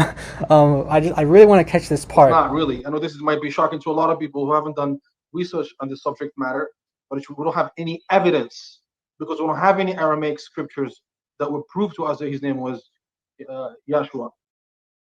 Okay, sorry, guys. Just please bear with me. Really apologize for this. Could perhaps been a nickname, because Yahshua, really what it means is Yahu Shua, meaning the one whom God has saved, and the one whom God has rescued. And that is an exact nickname for Jesus from Islamic perspective, because God had saved him, right? God had rescued him. Not. You see how he does it again, right? Okay, he's about to say it now. But just a quick comment. If you guys have ever dealt with Muslims giving to Hebrews chapter 5, verse 7, Hebrews chapter 5, verse 7, and they quote it to you and they think that the only way that God can save somebody is by saving them from being killed or saving them from death, that's not true. He's doing the same thing here. Like, let's just say, even if he's correct, which he's not, that's not what the name means. But even if he's correct, his logic doesn't work.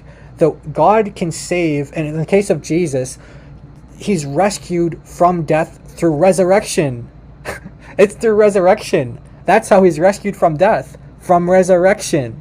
But again, we know what the name means from Matthew 1:21. He shall save his people from their sins. And that's very common in the Bible. Very, very, very common in the Bible, where you'll have a name given to a person and then the explanation for why they were given that name in the same passage. If you guys want an example of that, we can go into examples maybe later on. If you guys want to ask me about that at the end of the stream, I'll tell you if you guys have anything you guys want to say or ask, I'll get to that. So if anyone wants to know about names in the Bible where God will call someone by a name and then explain the same exact verse or the following verse that the definition or what the name means, that's very common. If you guys want examples, we can get into that. Just one off the top of my head right now.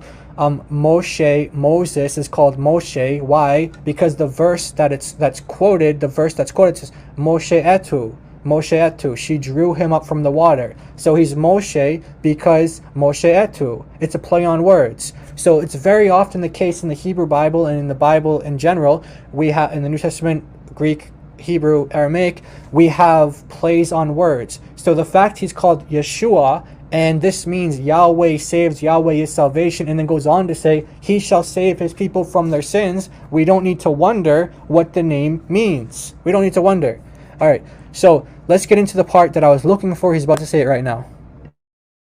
As the Christians say, God's salvation, somehow insinuate that it's God bringing salvation to humans. There you go. As the Christians say. That's what I was looking for. I knew he said it, but then we lost our place, so I don't know where we were at before that. Maybe over here. Anyway, it's okay if we skip over some things. I think you guys get the overall point here of what's going on. So, all right. So he thinks that it's just Christians who say this. So is that true? Is it just Christians? Are we just the only ones saying that the name Jesus means Yahweh saves or Yahweh is salvation? Is that the case? Is that true? All right, let's get into our window here. Where do we want to go? Okay, so here is the Lexham Bible Dictionary. So this is a Christian source. And we're going to get into Jewish sources as well. But let's just get into what the name means. So it's talking about Yeshua. As you guys may or may not know, the letter Y in Hebrew, for example, or in other languages, when they work their way into English throughout time, that the letter J, the letter J is often in place of the letter Y. We can talk about that a bit later, but for those of you who know that, you know about that. For those of you who don't know, it's not uncommon. This is actually the norm for a name that has, or a word that has the Y coming in English with a J. So Yosef, Joseph. We have Joshua, Yehoshua. Many different names. Yaakov, Jacob. Many different names where this is the case. Okay, so Joshua, ancient name Yehoshua, Yeshua, a common Hebrew and Aramaic name from the time of Ezra through the time of Jesus. Okay. So that means the Lord delivers. A common Hebrew and Aramaic name from the time of Ezra, not Ozer, by the way. That's an how did I forget that name when I was going over the Quran's mistaken names? How did I forget that name when I was going over the examples? Yeah, so Ezra is not Ozer, by the way. That's another name the Quran gets mistaken. So Ezra through the time of Jesus, that means the Lord delivers. So the Lord saves, the Lord delivers, the Lord is salvation. You'll see that that's going to be very common. The Semitic form underlines the Greek name Isus, okay, Isus, which in English becomes Jesus. So here's our Hebrew. This is the classical form, the pre-exilic form. When we say pre-exilic, I'm referring to before the exile. So we're talking about the Babylonian exile. And then after that, we have Yeshua. Now, how do we know that? If we go to the book of Zechariah and the book of Ezra, we're going to see there's a certain priest, a certain high priest by the name of Yehoshua. And then post-exilic times, that means after the exile, this priest gets called Yeshua. So it's the same priest. It mentions the same priest, and it tells you the two different ways, kind of like you get this idea. Before the exile, it's pronounced like this. After the exile, it's pronounced like that. So Joshua, Yehoshua, Jesus, it's the same name. It has the same meaning. So it goes into some history here. It talks about the post-exilic, like I was mentioning before. So if you guys want to pause this, if you guys want to take a screenshot, pause this, do what you want to do with this. Again, this is from the Lexham Bible Dictionary, a really great resource. I found it to be very useful. So let's go to the Jewish sources now. This is Chabad.org. Those of you who don't know what Chabad is the biggest sect of ultra-Orthodox Judaism, the Lubavitchers. Chabad is maybe if you go to any major city in the world, you're gonna find some Chabad there. They're very, very enthusiastic about reaching out to Jewish people and trying to get them into Judaism. They also have a lot of counter missionaries, so they're not our friends, but we do pray for them and we pray for their repentance and salvation. So here is a Jewish website talking about Joshua, and just kind of briefly just going through this here. We have Joshua, meaning God will save. Okay, so it's not just Christians. It's not just Christians who say that this is what Joshua, Yehoshua, Yeshua means. Joshua means God will save. Okay, Joshua means God will save. Jesus, Joshua, same name. Just one of them is a pre-exilic, one of them is post-exilic. So we can go into I didn't write down the reference here for okay, that's not okay, here we go, right there. So we have the same website, Chabad.org, but this is the commentary. So those of you who know about Judaism, and you know that there's a famous commentator by the name of Rashi, and he says here in right here, verse 16, in Moses called Hosea. Now, by the way, Hosea is another name that has an identical meaning.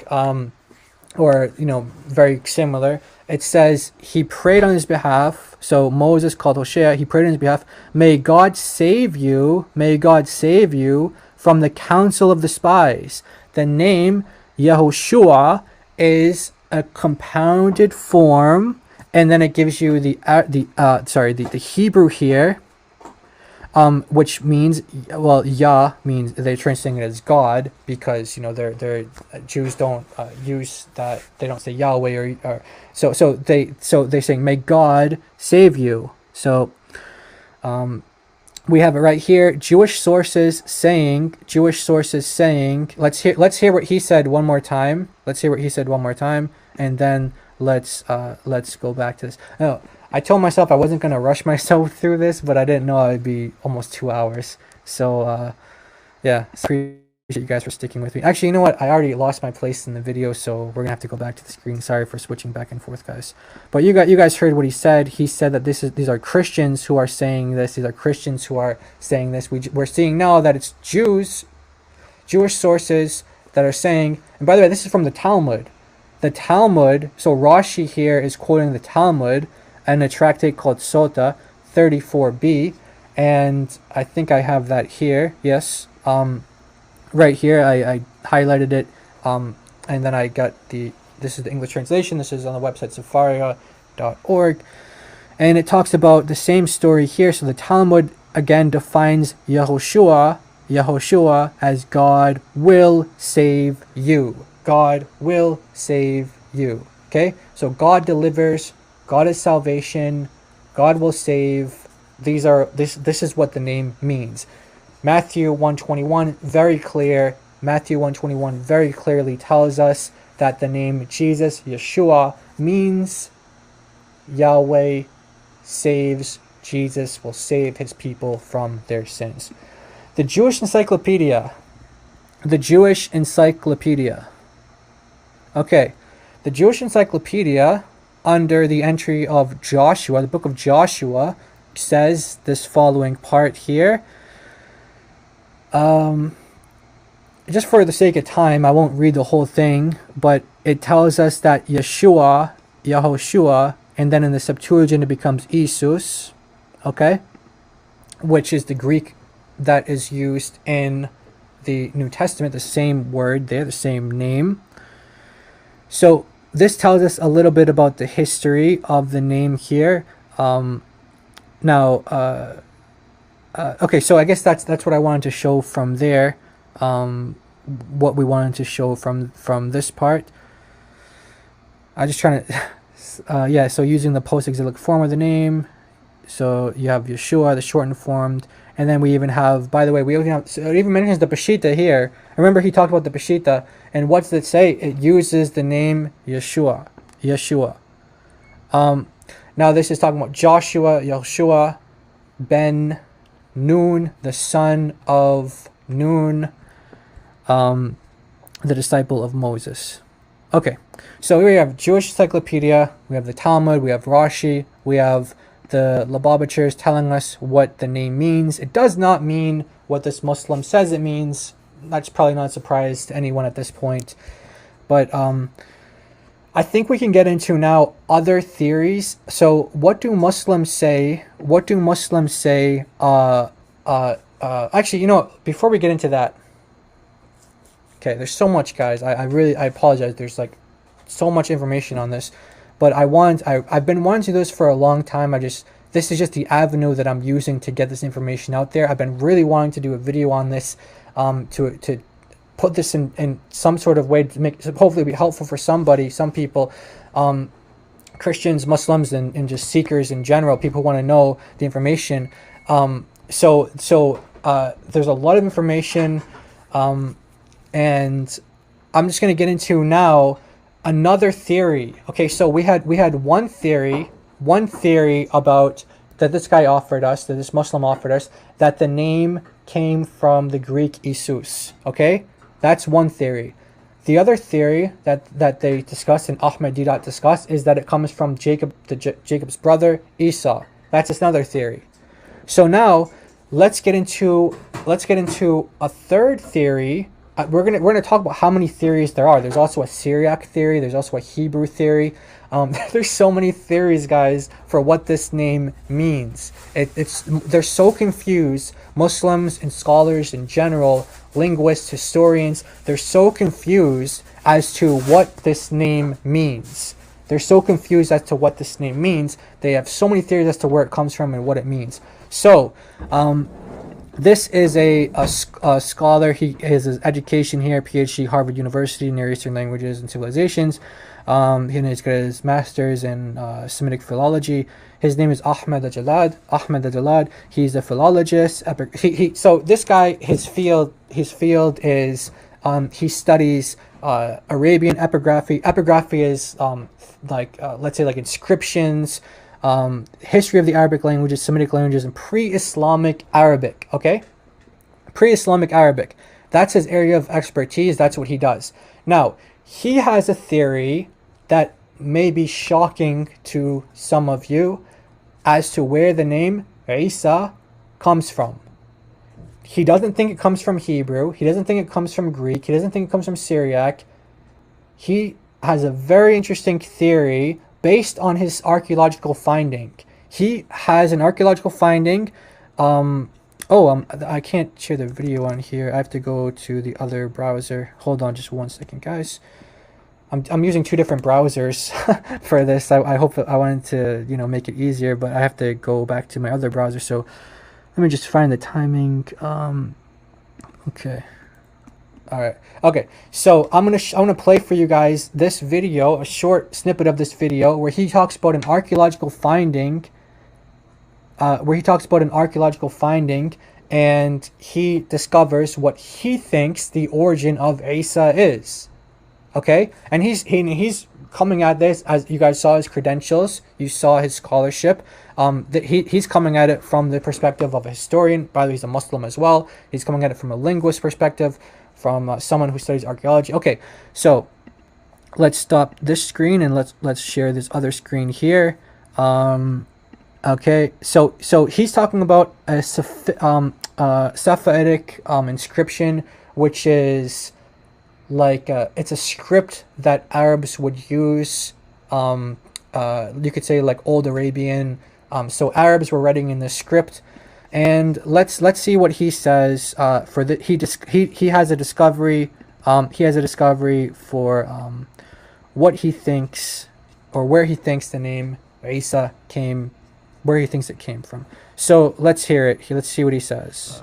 Okay. Divine name, Ain Sin Ya. Given the context that we've just presented and seeing how that is strongly reminiscent of Christian usage, how do we define or how do we try to identify Ain Sin Ya? Now, its compatibility with Isa's. Okay, by the way, I kind of, maybe I should have backed up a little bit, but there's an inscription that he found where there is an there's like a prayer. There's a prayer going out to this deity with the spelling, because we don't have the exact pronunciation, but the spelling is the letter Ain, Sin, and then Ya. And for those of you who know Arabic, you know that the letter Ya and Alif Maqsura, which the name Isa has, they're, these are identical letters in terms of ancient inscriptions. So even today, some people, they don't differentiate between Alif Maqsura and Ya when they're writing.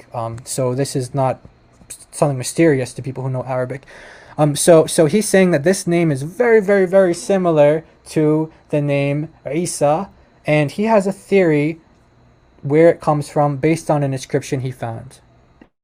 But at the same time, we should be aware of the fact that Isa itself in classical Arabic, the name of Jesus, Isa in classical Arabic, does not have a convincing etymology.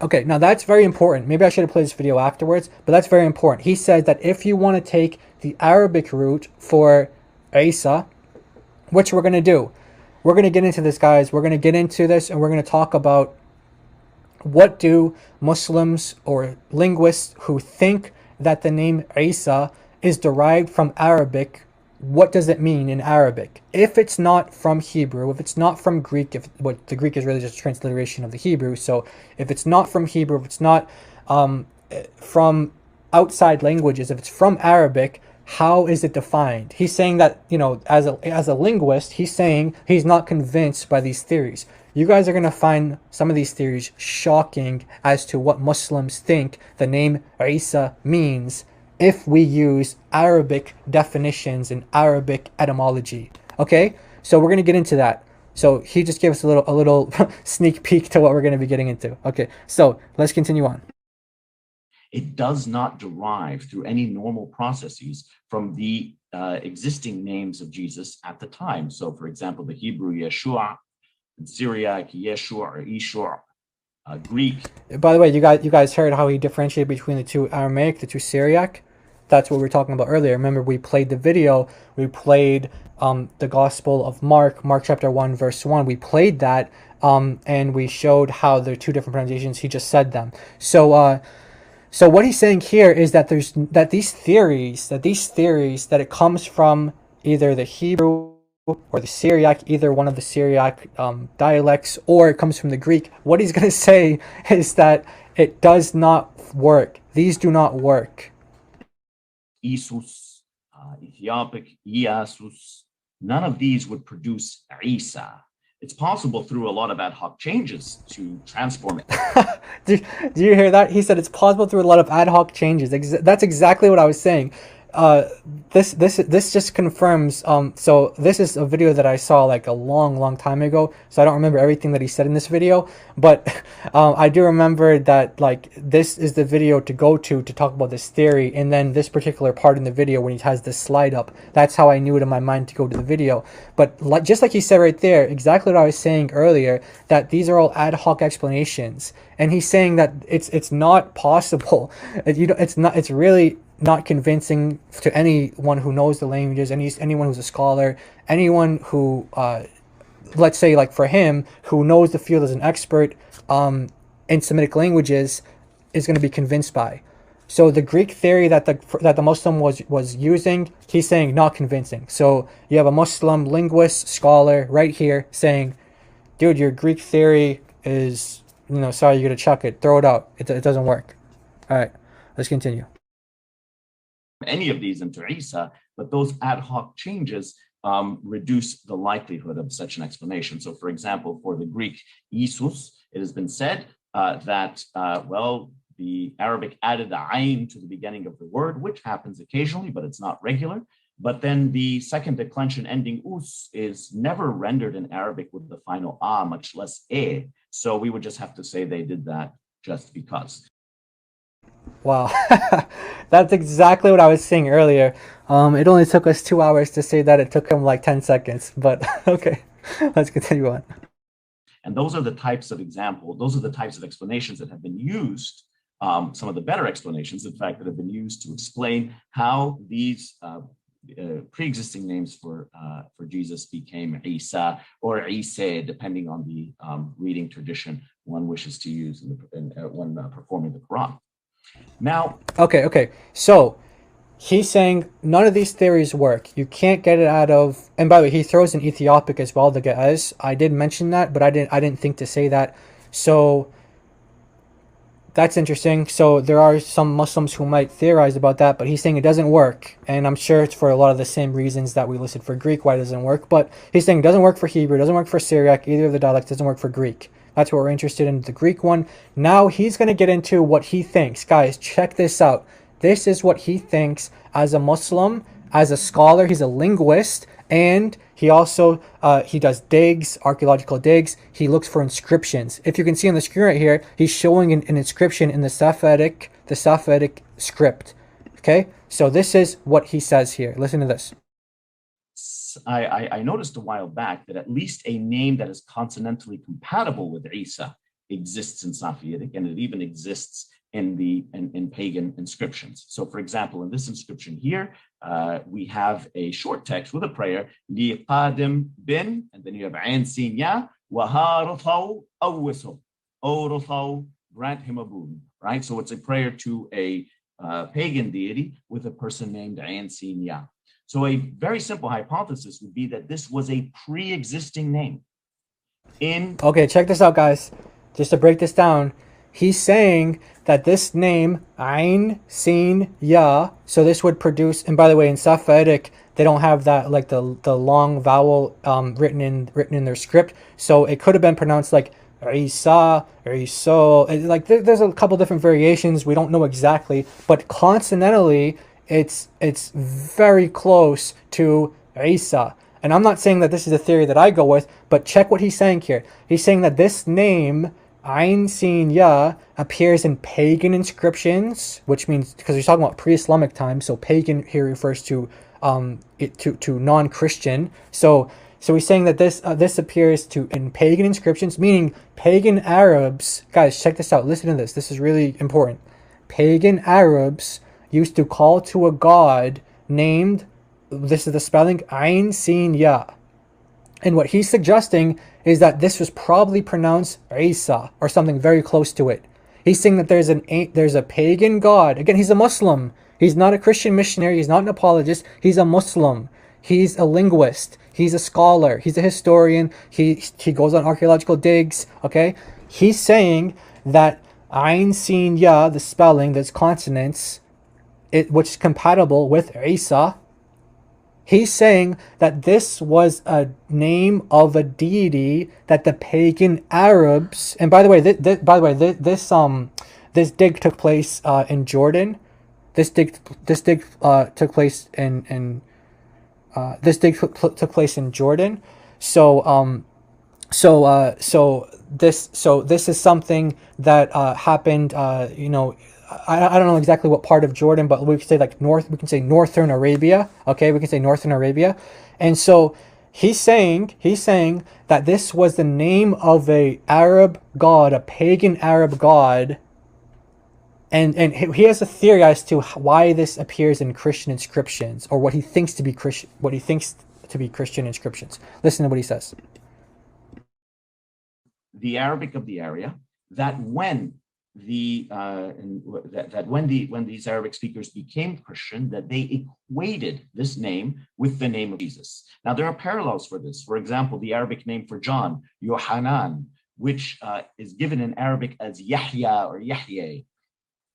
Okay, these where did we go? Okay, so he kind of skips over it really fast, but what he's saying there, guys, this is incredible what he's saying here. What he's saying here is that the name Isa was probably adopted by some Christians in, like, let's say like northern Arabia, like in this Jordan area, and he's saying that they just used, okay, let me think of an example, like a parallel. So let's say that there's a group of people in the world today that are worshiping this god called, let's just say Zeus. Okay, they're worshiping a god called Zeus. Okay, they're worshiping a god called Zeus. And when you preach the gospel to these people and you explain Christianity, let's say they convert to Christianity, they get saved, God saves them, and now there's the question, okay, what do we call our god? What do we, like, this is what we called our god when we were pagans, as Zeus. Do we still call him that, or what do we do? So he's saying that they just used an existing name of a pagan god, that they just changed it for they just changed it for Jesus. That's what he's suggesting. Now, I don't find it so convincing that Christians even use, because the inscriptions he's using, I don't get the idea that they're strictly Christian unless he hasn't published all the information yet. It's possible he hasn't published all the information on these finds yet, but the fact is, this is a theory that he's saying is plausible, and in his opinion it makes more sense than all of the other ones. The Greek theory, the Hebrew theory, the Syriac theory, the Ge'ez, the Ethiopic theory. He's saying that it makes more sense, and also it makes more sense, he's saying, than the Arabic. We're going to get into that right now. What do Muslims who say that this word Isa comes from Arabic, what do they say that it means? You guys are going to be shocked when you see what they say that it means, some of the theories. He's saying that it's not convincing, but what he's saying is that the name Isa actually comes from a pagan god. It has nothing to do with the Hebrew word. It has nothing like that. What he's saying, it has to do with this pagan god that people just used and adopted for Jesus. Now, that's what he thinks. So if he's correct, then the Quran is using the name of a pagan god to refer to Jesus. If he's correct, that's what the case would be. Okay, now let's go back to our other screen here and let's see. Okay, and check this out now. So now we're gonna get into theories here as to what the name. By the way, this is from a show that Brother Rashid. For those of you who know Brother Rashid, he does shows in Arabic. He's an ex-Muslim. He ministers to Muslims. He has a lot of TV shows that he does in Arabic to witness to Muslims throughout North Africa and the Middle East and wherever they are around the world who speak Arabic. He ministers to them, and so these are slides from one of his shows.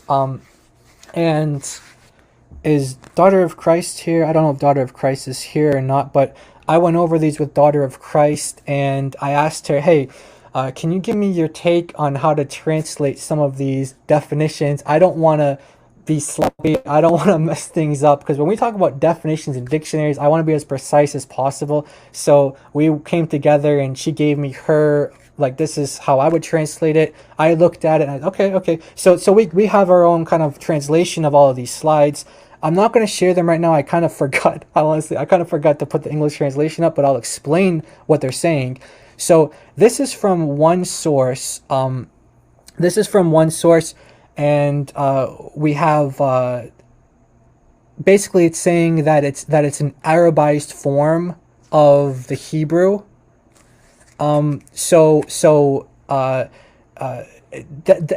then like he's saying, like, there are other people who claimed that it comes from an Arabic word which has to do with like whiteness and like a blondish or yellowish color, and he's saying like there are some people who say that the name Isa doesn't come from this Arabized form of the Hebrew word, but there are some people who say that it comes from Arabic. Like if you want to say, okay, Isa does not come from Arabic. Let's say Isa does not come from Hebrew. It doesn't come from Greek. It doesn't come from Syriac. It doesn't come from Ge'ez, Ethiopic. It doesn't come from this pagan god. They say, okay, it comes from Arabic. So if it comes from Arabic, what does it mean? So it has something to do with the yellow color, like a white color, a yellow color, and this is shocking. Those of you guys who know Arabic, your mouth is already dropped, your jaw is on the floor, you're shocked right now. Like I said, guys, I forgot to put the translation up, but I'll explain what it's saying. This is from the most widely recognized Arabic dictionary, Lisan al-Arab, which is the tongue or the language of the Arabs. And what this is saying is that the name Isa comes from a word that actually means, and I don't know how to say this I'll just say it. What he's saying, what this dictionary is saying, is that it comes from a word called al-ais, which means the semen or the sperm of a horse, a stallion, a horse. Guys, that's what it says. I'm not joking you. They're saying that the name Isa means the semen of a horse, the sperm of a stallion. That's what they're saying it means. This is Lisan al-Arab. This is not Christians. It's not people attacking Islam. These are Muslims writing dictionaries in the Arabic language, the most widely accepted, recognized, authoritative. Well, I don't know about authoritative, but sorry, I got a phone call. Okay, so I don't know about sorry, I lost my train of thought there. I just got a phone call, but okay, let me repeat that one more time. When Muslims are trying to figure out what does the name Isa mean, they're saying that it comes from the word al-ais, which means the semen or sperm of a stallion, like a horse. Okay. So, and then you have talking about another possible meaning is that it comes from like a different form of the word, and it means like white camels, like, you know, mixing kind of like again, like it's like a color. There's something about this color, like a blonde or yellowish color. And then it talks about, like, you know, different forms, like the plural form and the singular form, etc. So this is really wacky. This is really crazy. When Muslims are trying to figure out what does the name Isa mean, what does it mean, and they're trying to trace it to Arabic, if it has an Arabic etymology, they're actually saying that it means semen of a stallion or a horse, or they're saying that it means, like, you know, like the white camels, or the white like this white color, this blondish yellowish color. It has something to do with that. That's what they're saying. It's crazy. This is insane. So then we have another slide here, again from our brother Rashid. Again, he's still quoting from Lisan al-Arab, the language of the Arabs dictionary. And some people say that this was actually from Syriac. And as you guys have already heard, you know, we've gone through that. What does the Syriac actually say, and is it possible that it came from Syriac? Here's another dictionary from a linguist, more modern, I think, like maybe like the past like 100, 200 years, I think, maybe past 100 years. And what he says here in his commentary, his name is Ibn Ashur, which he has like this commentary of the Quran. And he basically, what he suggests here, here's a really interesting theory. So he's basically suggesting that it was too hard. So in Arabic, in like if you go to like a Christian church, or you talk to Christians who speak Arabic, you're gonna hear Yeshua. He's saying that that's too hard to say. Yeshua is too hard for native Arabs to say. Now, obviously, we know that's not true, because that's how you say Jesus in like that's how Christians have always said the name Jesus in Arabic, Yeshua.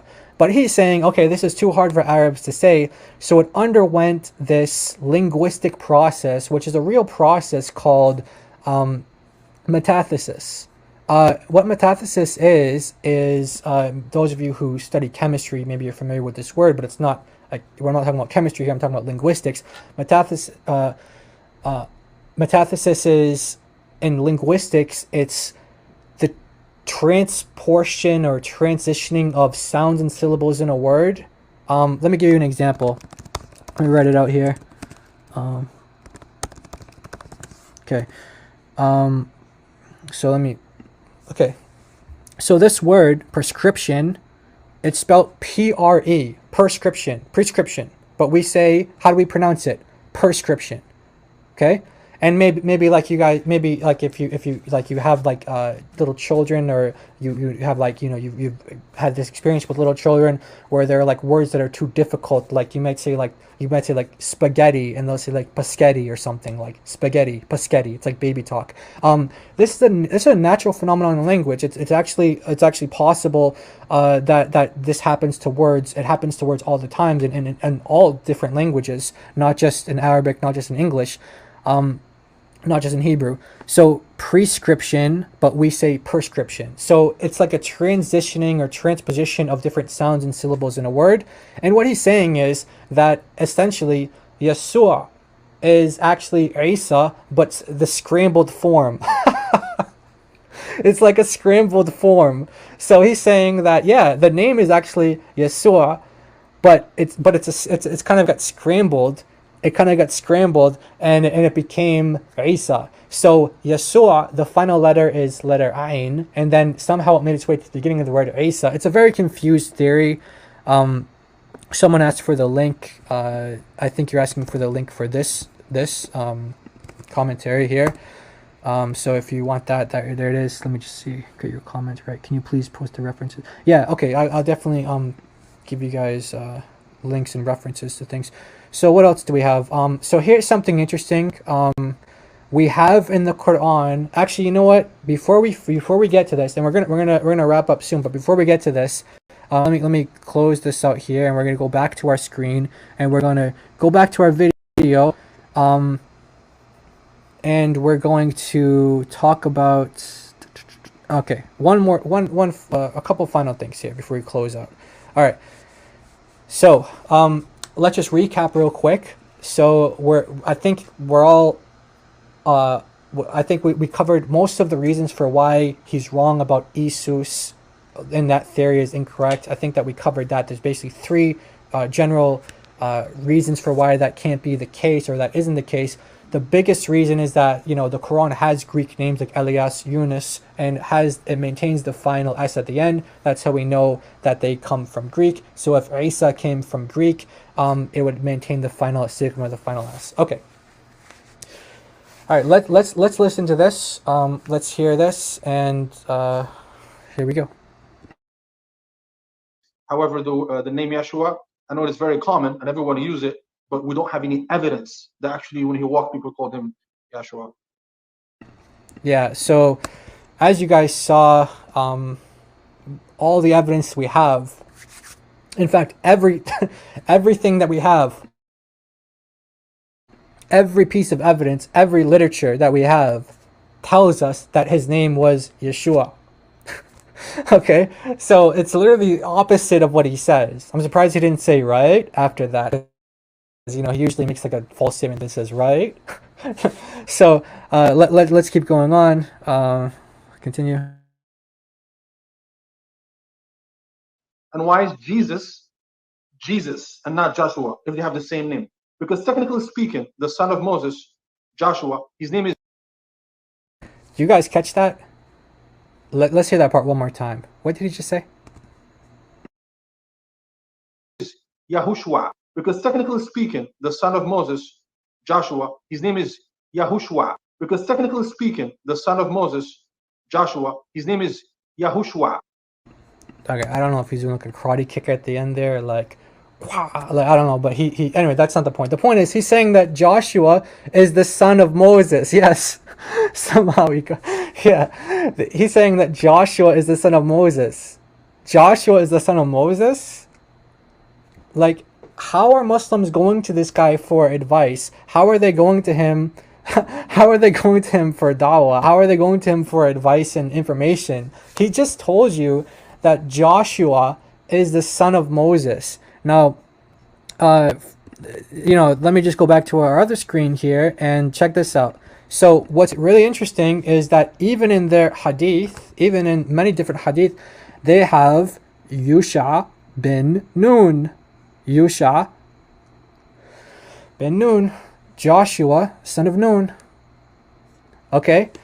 So I don't know where he got this idea that Joshua is the son of Moses. I'm just going to go through the commentaries here. So by the way, in the red text, it's saying Joshua, son of Nun.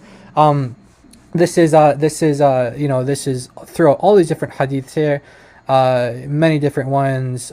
We even have it in Abu Khari as well. I'm just giving you guys kind of like just a glance at all the times Joshua, son of Nun, not son of Moses, is mentioned in their hadith literature. So let me just one more time here. Let's just this is in Abu Khari, yeah. So Sahih Bukhari, it's talking about this, and you know the grading is Sahih. So Yusha bin Nun, okay, not bin Musa. All right, so this guy, I think we're pretty clear on this now. He is not the one you want to go to when you want to consult on what does Isa mean, what does Yeshua mean. Biblical history, definitely not his topic either. He thinks Joshua, and by the way, not just biblical history, but even in Islam, you have Islam even saying that Joshua is the son of Nun. Okay, now what's also interesting about this is that if you think about that for a minute, that the Quran has Yusha. Not the Quran, sorry, the Hadith. I was switching my screen, so I got a little ahead of myself in my brain. Not the Quran, the Hadith, the commentaries has Yusha. Why is it that the Quran, I keep saying the Quran, why is it that the Hadith, why is it that the Islamic tradition uses Yusha? Why does it use Yusha when we know that is actually that if you want to talk about, like, you know, origins, where does it come from, Hebrew, Aramaic, this is obviously coming from the Hebrew. Like it's or you know, this is very obvious, or perhaps, you know, the Aramaic that had the same pronunciation. Either way, so it's interesting that for the same name, Yehoshua, Yeshua, the same name, the Quran uses Isa, and then in the Hadith literature and Islamic literature outside of the Quran, it uses Yusha for the same name. Now, you might have a similar question like these Muslims have here. They ask this question. They say, okay, so why do you have Joshua and then why do you have Jesus? Why do you have Joshua and why do you have Jesus? Well, I'm going to explain that before we end. Let me just finish up this video here and we'll get to that. But why do we have Jesus for the translation of Yahshua, which is Jesus? And why do we have Joshua as a translation of the name Yahshua, the son of Moses, if it is the same name? Esau, Isa. He said it's Esau, not Isa. I am asking, where do you get Jesus from? Esau, if that is his name, and you are taking exception to Isa, a pronunciation in Arabic of that Hebrew name Esau, Isa, where do you get Jesus from now? You tell me now, where does Jesus come from? There's no J in the name. All right, that is the end. That is the end of that video. We're just going to summarize and we're going to wrap up real quick. Let's answer the question though. And we kind of you know, what is it? This video? No, where is it? This one? No. Okay, we kind of went over it here, how it talks about the history, about the name, how we get the name Jesus in English. So where does it come from? I have something here as well. Let's see. Muslim theories. This will be our summary. I kind of, you know, we'll get to that. So, okay, so here we go. This is kind of just what I came up with to kind of explain this. So we have the Hebrew pre-exilic form Yehoshua. Yehoshua. Okay. Now this is the name that typically comes to English as Joshua. Okay. This is Joshua. Yehoshua, Joshua. Okay. Well, how do we get Yehoshua to Yeshua to Jesus? Okay. How do we get to Jesus? Okay. So it's very, very, very simple. It's not hard to understand. It just takes a little bit of explaining. So pre-exilic form Yehoshua. Post-exilic form, in most cases, there are some exceptions, Yeshua. Yeshua. Now, if we want to put Yeshua into Greek, how can we do that? Because Greek doesn't have a sh sound. Greek doesn't have a sound. So how do we do that? Well, the yod becomes yota. Okay, so this is how transliteration works. You're trying to fit. Okay, I'll give you an example. We talked about the letter. The letter Ain, or you know, it's a word as well, but I'll just spell it like this. So Ain. Okay. Let me just write this out here. So I mean, maybe that's not. Let me just do it one more time. So we have. Sorry, guys. Okay. I'm gonna transliterate it a little bit differently here, just so we can kind of. Okay, so we don't have the sound in English. So how do we represent that sound? Well, a lot of people, they put this little apostrophe here, and that will tell you, okay, we don't have this letter in English, but I'm trying to indicate to you that this is a letter that exists in Arabic, or it's a sound that exists in Arabic that doesn't exist in English. So how do I express in English? How do I express in English? Well, some people write like that. If you're texting, you know, you know, like if you're texting, like for example, if I'm texting my friend or something like that, and we're writing to each other in English, and maybe want to say something in Arabic real quick to each other, you know, I'm gonna write like in English letters. I'm gonna use I'm gonna write Arabic but using English letters. Now there are some letters like the letter ha, the letter ain. A lot of these letters don't exist in English. So how do you represent them? So in text speech, you'll represent the letter ain like the letter with the number 3. Why? Well, because, like, check it out. This is the letter Ain, and this is the number 3. So you can kind of get this idea. Why do people, when they're writing in Arabic texts and they're using English script, why do they use the number 3 to represent this letter Ain? You guys can see they're very similar. They look alike. They're just kind of like you know, opposite in terms of the like, you know, one of them's facing this way, the other one's facing that way. Okay, so back to our chart here. So we don't have this letter represented in Greek, so what we do is we put the letters that best represent them. Okay, so Isus, and remember, why did we put the S at the end? Because in Greek, for certain grammatical reasons, the masculine names, they have this S. And of course, this has to do with the grammatical case too. So if there's, like, it's in the accusative case, in the nominative case, in the dative case, the genitive case, etc., it changes the ending. But the normal form is that, like, the normative form, you're going to find is the S at the end. So you add in, you throw in the S because it's in Greek. Okay, so it comes into Greek, then it comes into Latin, then into German. It actually makes it turn into German. So in German, the J is actually a Y. So Jesus, okay, in German, this is how you pronounce it, Jesus. Well, maybe not an identical pronunciation, but I'm trying. So you have, like, the Y, and it's a Y sound. And then in English, in Old, Middle, and Early Modern English, the J was just a variant of the Y and the I. Okay, so there was a time in English where Jesus was probably pronounced like Isus, or something very similar to that. But then when the shift was made around, like, the 1600s, when it stopped being a variant of the Y in the I, it takes on a separate sound from them. It has a J sound, so it goes from Isus to Jesus. So if you can follow this is very, very, very simple and brief way. It's such a simple way. How do we get Yeshua, Yehoshua to Yeshua, Isus, etc., to Jesus in English? That's how it works. So summarizing the Muslim theories, I guess I could have added one more in here. I could have added in the Ethiopic one, but in this video alone, we covered different Muslim theories on Isa, where it comes from. We have the Greek theory, doesn't work. Hebrew theory doesn't work. Syriac theory doesn't work. By the way, I'm saying none of these work. What I mean is they all have question marks. None of these are definitive.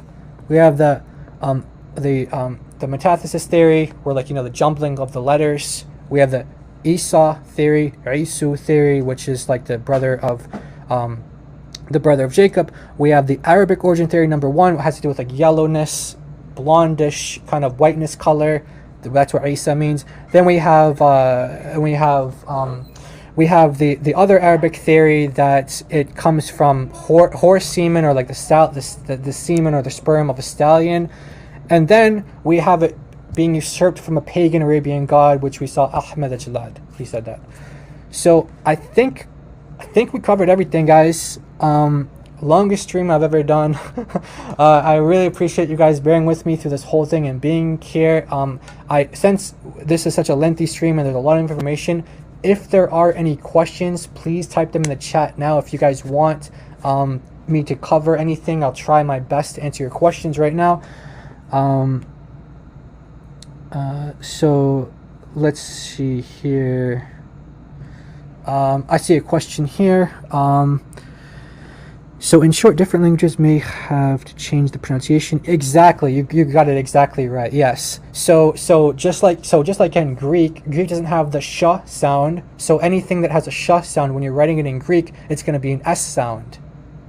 But of course, we're not just passing. So in early times, you're not just, and even today, when you're preaching to someone, you're not just passing someone a Bible and giving them something to read. So they're not just reading a script.